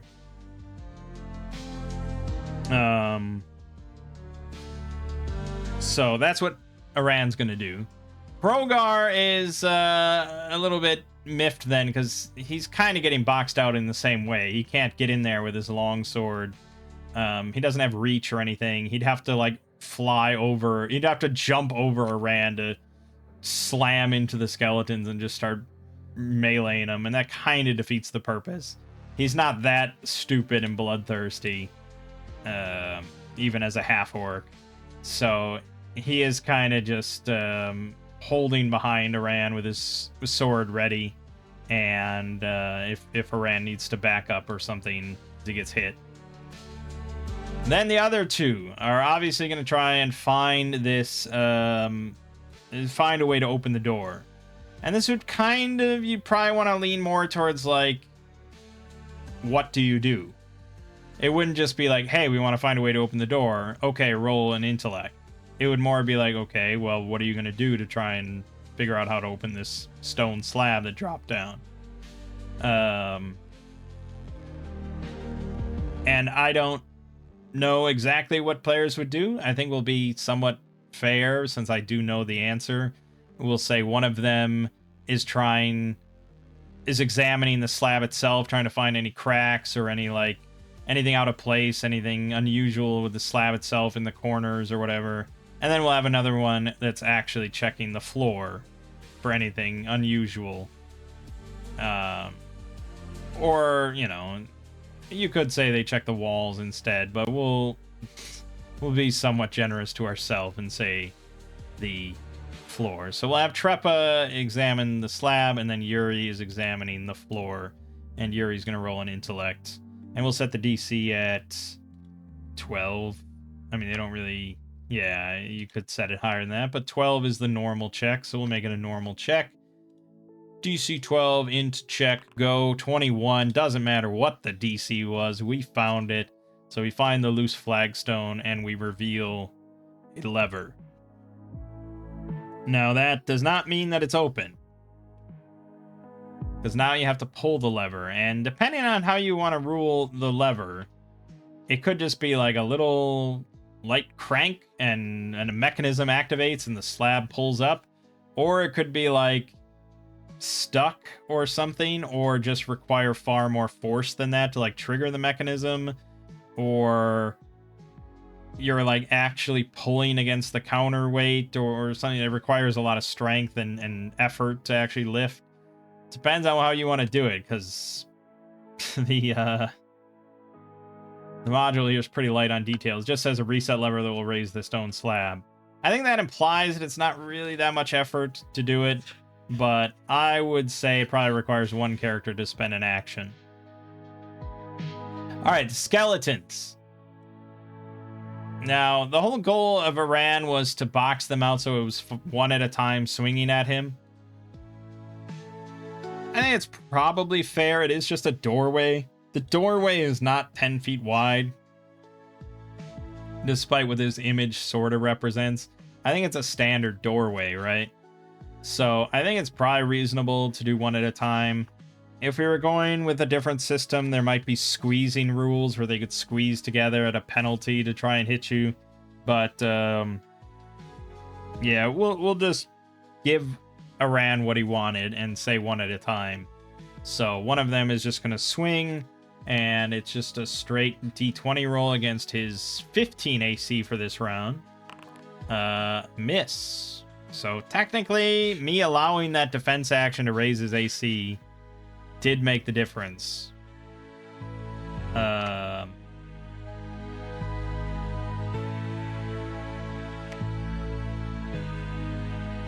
Debatable. I mean, obviously debatable if that was... but it's your fucking game. If you think it's legit, make it legit. I mean, there's no... It's not like the gods of the OSR are going to come down and strike you for any decision you make. It's one of those things that kind of makes players happy, you know, rewards clever thinking in some way, and doesn't really make that much of a difference. The much bigger factor is the fact that only one is attacking at a time. That's much larger factor here. But I think if you don't have some of that and they just were like, okay, we stand our ground and we're gonna fight, like, it is a fucking bloodbath. 7 skeletons against 1 or 2 characters. That's a bloodbath waiting to happen. So yeah, anyways, I think it's all good. I think it's fine. Of course I think that because I made the decision. Anyways, new round, which means new initiative. Progar, Dex advantage. He got a 8. Ooh, no! Against their 1. All right, thank goodness. All right, Iran could take that defense action again, especially if he knew that it kind of was the difference between him getting hit or not. But I think his lust for destroying evil is going to encourage him to swing his longsword. So he'll swing at the one right in front of him. And he misses. So that's that. And Hrogar is just getting more upset. It's like, oh, I would have hit him. I would have fucking hit him. But that's all they do. Then, yeah, so they see the lever outside the slab. So one of them's going to try and pull it. I guess it'll be the one who found it. So Yuri is just going to spend her turn pulling the lever, and the slab raises up. You could, again, also make this take time to really amp up the suspense, rather than just have it happen instantly, considering this is meant to be kind of a simultaneous thing. Yeah, I guess, honestly, it wouldn't be logical for Trepa to just immediately go in. So we'll say the slab slowly raises, And I guess Trepa could maybe drop down and crawl in. But since we're not hearing screams of pain from the other side or anything, I think we'll just wait. So, again, not a very interesting turn. Although Trepa could spend a turn to cast Prismatic Armor if we thought she was going to take attacks. But we'll hold off because I don't want to lose it. All right, and now the same skeleton is going to swing at Aran with just a flat d20. 18, that is a hit this time. Defense wouldn't have made a difference. So it's just going to be d6, 5 fucking damage. Ow! There's the rusty old nasty sword cutting into Aran's side, slipped past his shield. Because all the skeletons are kind of clamoring and it's very chaotic in there in the skeleton closet. Not good, obviously. Not very good at all, but luckily Yuri has Cure Wounds and Turn Undead. It's gonna work out. It's gonna fucking work out. May as well just have all my character sheets up here, because that's easier. Okay, new round. Rogar rolling his shit. He rolled an 11. They roll a 17. They're going again, and he's going to try to finish the job on Aran. He misses, thankfully. Aran's covering his side now and blocks it. And now the slab is raised, so we can get in there. And Yuri's going to pop in and cast Turn Undead. Flash out her holy symbol. Like the FBI displaying their ID. And, yeah. I'm going to blast all the undead creatures. They are all going to have to make a charisma check. Based on this number. No!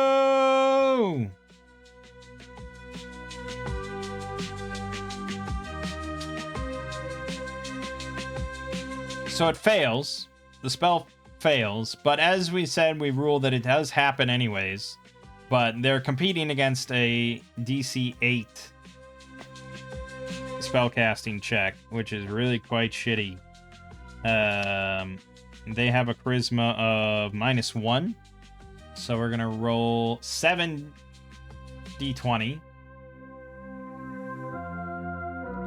and just see if anyone has an 8. Okay, several of them did fail actually, so that's good. So 3 of the skeletons are like trying to flee into the back of the skeleton closet. They're like cowering in this corner over here. So that just means we have 4 left. But losing Turn Undead on our first cast of the day in the fucking Barrowmaze is pretty bad.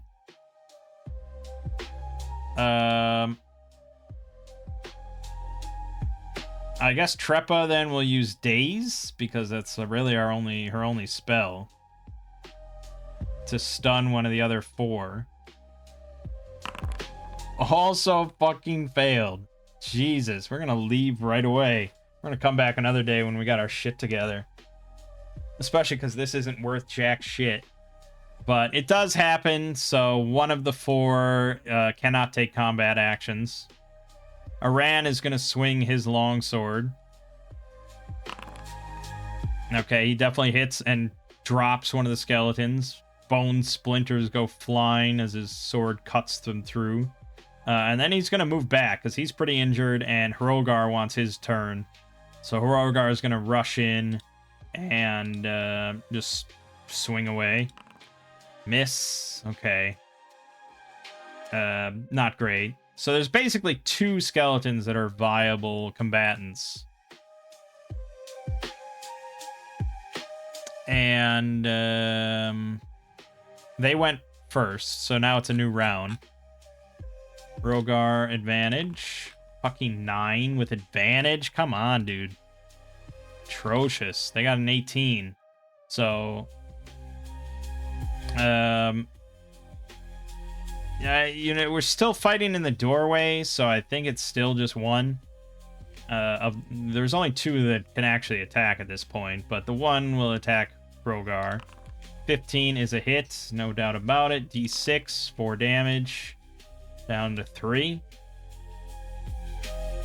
Then it's our turn. Rogar will counterattack. Of course. Miss. Jesus. Yuri's gonna step up to heal Aran's wounds. Aran. Critical fucking failure. On our first cure wound of the day. We are leaving this dungeon after this. This was a disaster of rolls for our spellcasters. And for our melee attacks as well. We've missed a bunch of them. So as long as we all survive, we're getting the fuck out of here. And coming back. Alright, so I think if we roll a 1, it doesn't go off. I think that is the one case with that house rule where it doesn't happen. So we don't cure wounds, and we have to roll on the mishap table. Which should be... maybe? Actually, I don't think... Oh, wizard... well, there's a wizard hit mishap table, but then the priest one is like... penance.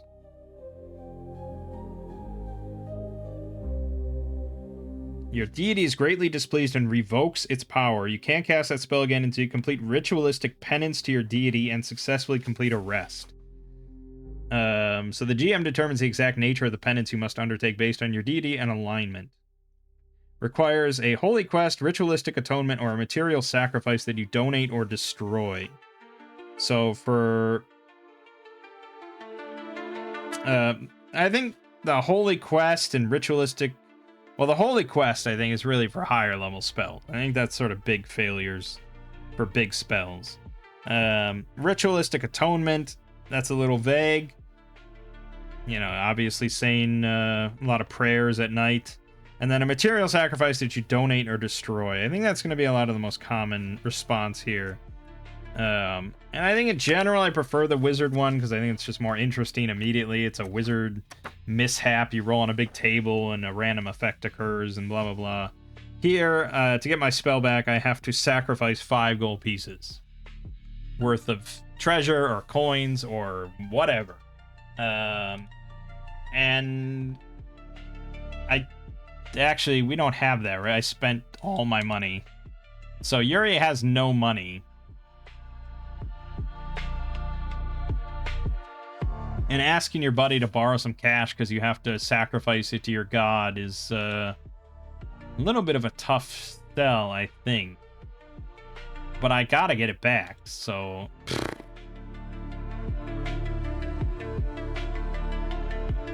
I gotta get it back.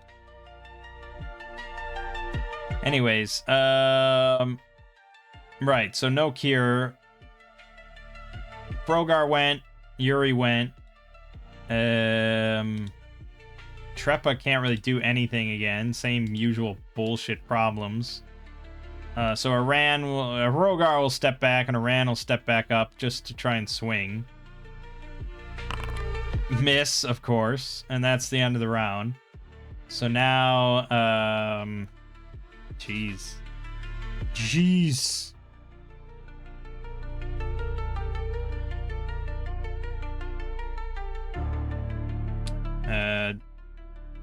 How long? Days last 2 rounds?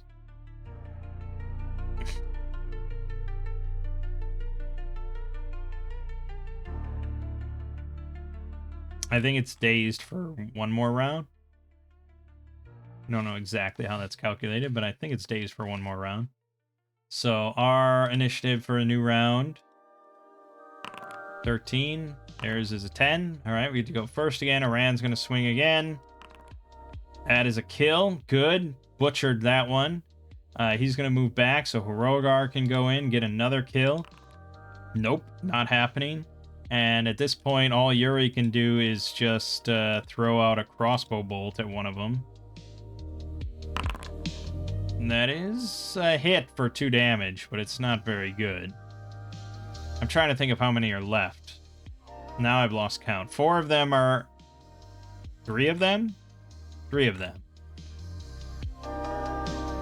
3 of them are fleeing still, because that lasts 5 rounds. One of them is technically dazed, but is still kind of there. I think we killed 2 since that whole thing, I think. Well, let's see. That was a kill there. And that was a kill there. So we've killed 2. 2 of these other ones are accounted for. 3 are fleeing. That leaves 2 left. 1 is dazed still. But there is still 1 to attack Iran. Rolled a 7, miss. That's the end of the round. So now the other one is not dazed anymore. He's ready to go again. 3 are still fleeing for I don't know how many rounds. Maybe like 2 more rounds. And then we have 2 ready to go. Advantage, initiative 16 versus 11. We go again. Rogar will swing. He hits, and he damages the one with the crossbow hit. But that's still just 4 out of 5 that I said, so I don't think he's dead. Yuri will shoot another crossbow bolt at it. Nice. Dead. Okay, and then Iran... Rogar moves back, Iran moves in, swings at the last one that's not fleeing. Kill, yes, thank God. Alright. That no ops. Having no ops is pretty nice. Just keep shuffling back and forth like that. And then at that point, I think it's a simple matter of just mopping up the ones that are fleeing. Because they have nowhere to go, and it's just putting them to the sword. So I think that's the combat. So now, according to Axe, they each have 1 hit die. So they're... yeah, PDF froze.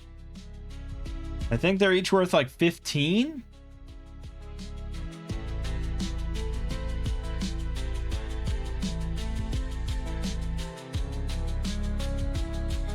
We'll get there. So they're each worth 15 times 7. Oh no, they're worth 10. Okay, 10. They have no special abilities, so that's 70 XP for the group once we depart. And we are definitely departing. We searched the room, I guess. Yeah, we'll search room number 2 for anything of note. So I'm going to roll the underclock, but it kind of doesn't matter because we're leaving. Goes down 3. Yeah. And then we're going to go back up the rope and get the fuck out of here because it's like our spellcasters are useless at the moment. I guess for the sake of just like, yeah, I'll lend you money and you can burn it to your deity kind of thing. And Yuri will spend the rest of the night in ritualistic penance to get back Cure Wounds.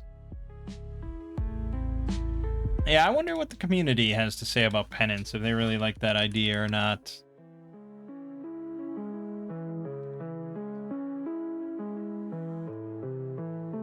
Okay.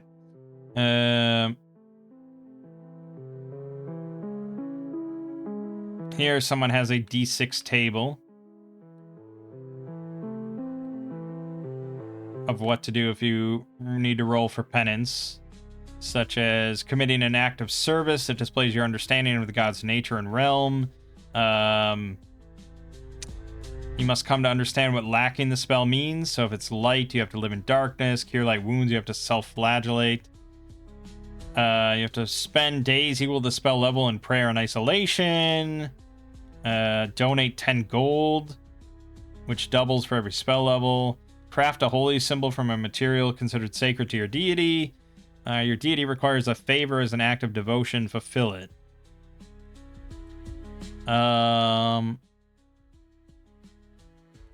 This person suggests looking at the RPG Tales of Argosa, which I actually was kind of curious about.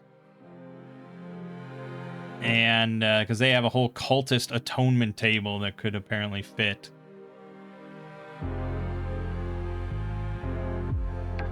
I don't know. I actually do want to look at Tales of Argosa in general because I've heard some good things about it. Sort of new SR kind of game.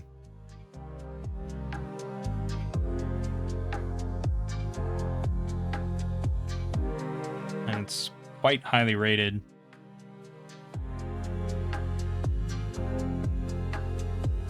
I guess it's sort of like a more crunchy Shadowdark, which is kind of interesting to me, so maybe we'll have to look at that one.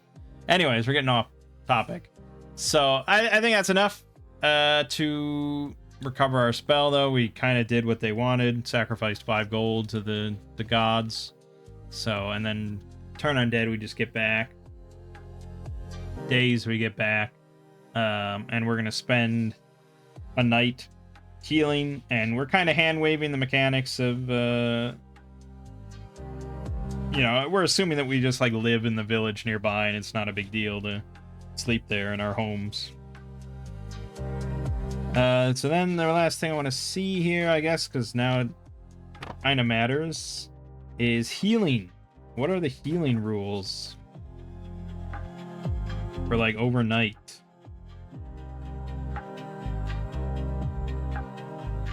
You regain all lost hit points and recover any stat damage. Wow. Shockingly generous. Compared to Axe, which I think is just 1d3. Which is probably also like the actual old school rule. But there you go, full heal. Excellent. And then we're ready to continue adventuring. And that's it. But I think that's a general idea often, is that you're often going in and out of dungeons constantly. Usually dungeons are not that close, but that's why you kind of make base camp right outside the dungeon. But then that also has a lot of danger too, because plenty of creatures are also kind of coming in and out of dungeons or wandering near dungeons. So it's a dangerous place usually to camp out, unless the dungeon is like underneath the inn in your hometown or something. Yeah. So, but that's all good. I think that's where we'll call it for today. It was a good long video, and sad about the other party and our big failure with the kobolds. That's the way the cookie crumbles, man. That's why it's kind of a brutal system. But we got a new party. It's looking, well, it's not looking good either, but hey, we were in an undead location. We got turn undead. We got cure wounds. What's the worst that could possibly happen? I agree, Trepa is, yeah, not amazing. I would have preferred having magic missile and sleep and stuff, but that's what you get for rolling randomly instead of picking. I don't know why I continue to roll randomly. Maybe I should have picked one. Should I pick one? Should I pick one sort of damage spell? Because otherwise this is really kind of a shitty character, to be honest. If I was gonna pick one of these, I could just pick Magic Missile. But we could pick like Icy Touch or Shocking Grasp. Dragon's Breath. What is Dragon's Breath? Spew forth a burst of fire from your mouth like a dragon. Manifests as a narrow cone, deals 1d4 plus 1 points of fire damage to a single target that's in close range. Well, it's certainly no Magic Missile. Magic Missile is kind of the cure wounds, I feel. It's just like, it's so good to have, and it's so hard to lose it throughout the day that you can just kind of, it's like the only cantrip pretty much in the entire game. So yeah, let's get rid of Obscuring Mist, because I think that's a little bit more RP sort of cleverness than we're really going to get up to here solo. And we're just going to replace that with Magic Missile, because it works and it's awesome. Alright, done. Alright, yeah, so we'll pick up Barrowmaze next time and see if we can get past the first couple rooms. Because there's a lot of rooms, and there's going to be a lot of horrible stuff. I guarantee it. For now, though, my name is Mang. This has been Solo Roll Mang with Shadowdark. See you fine folks in the next part.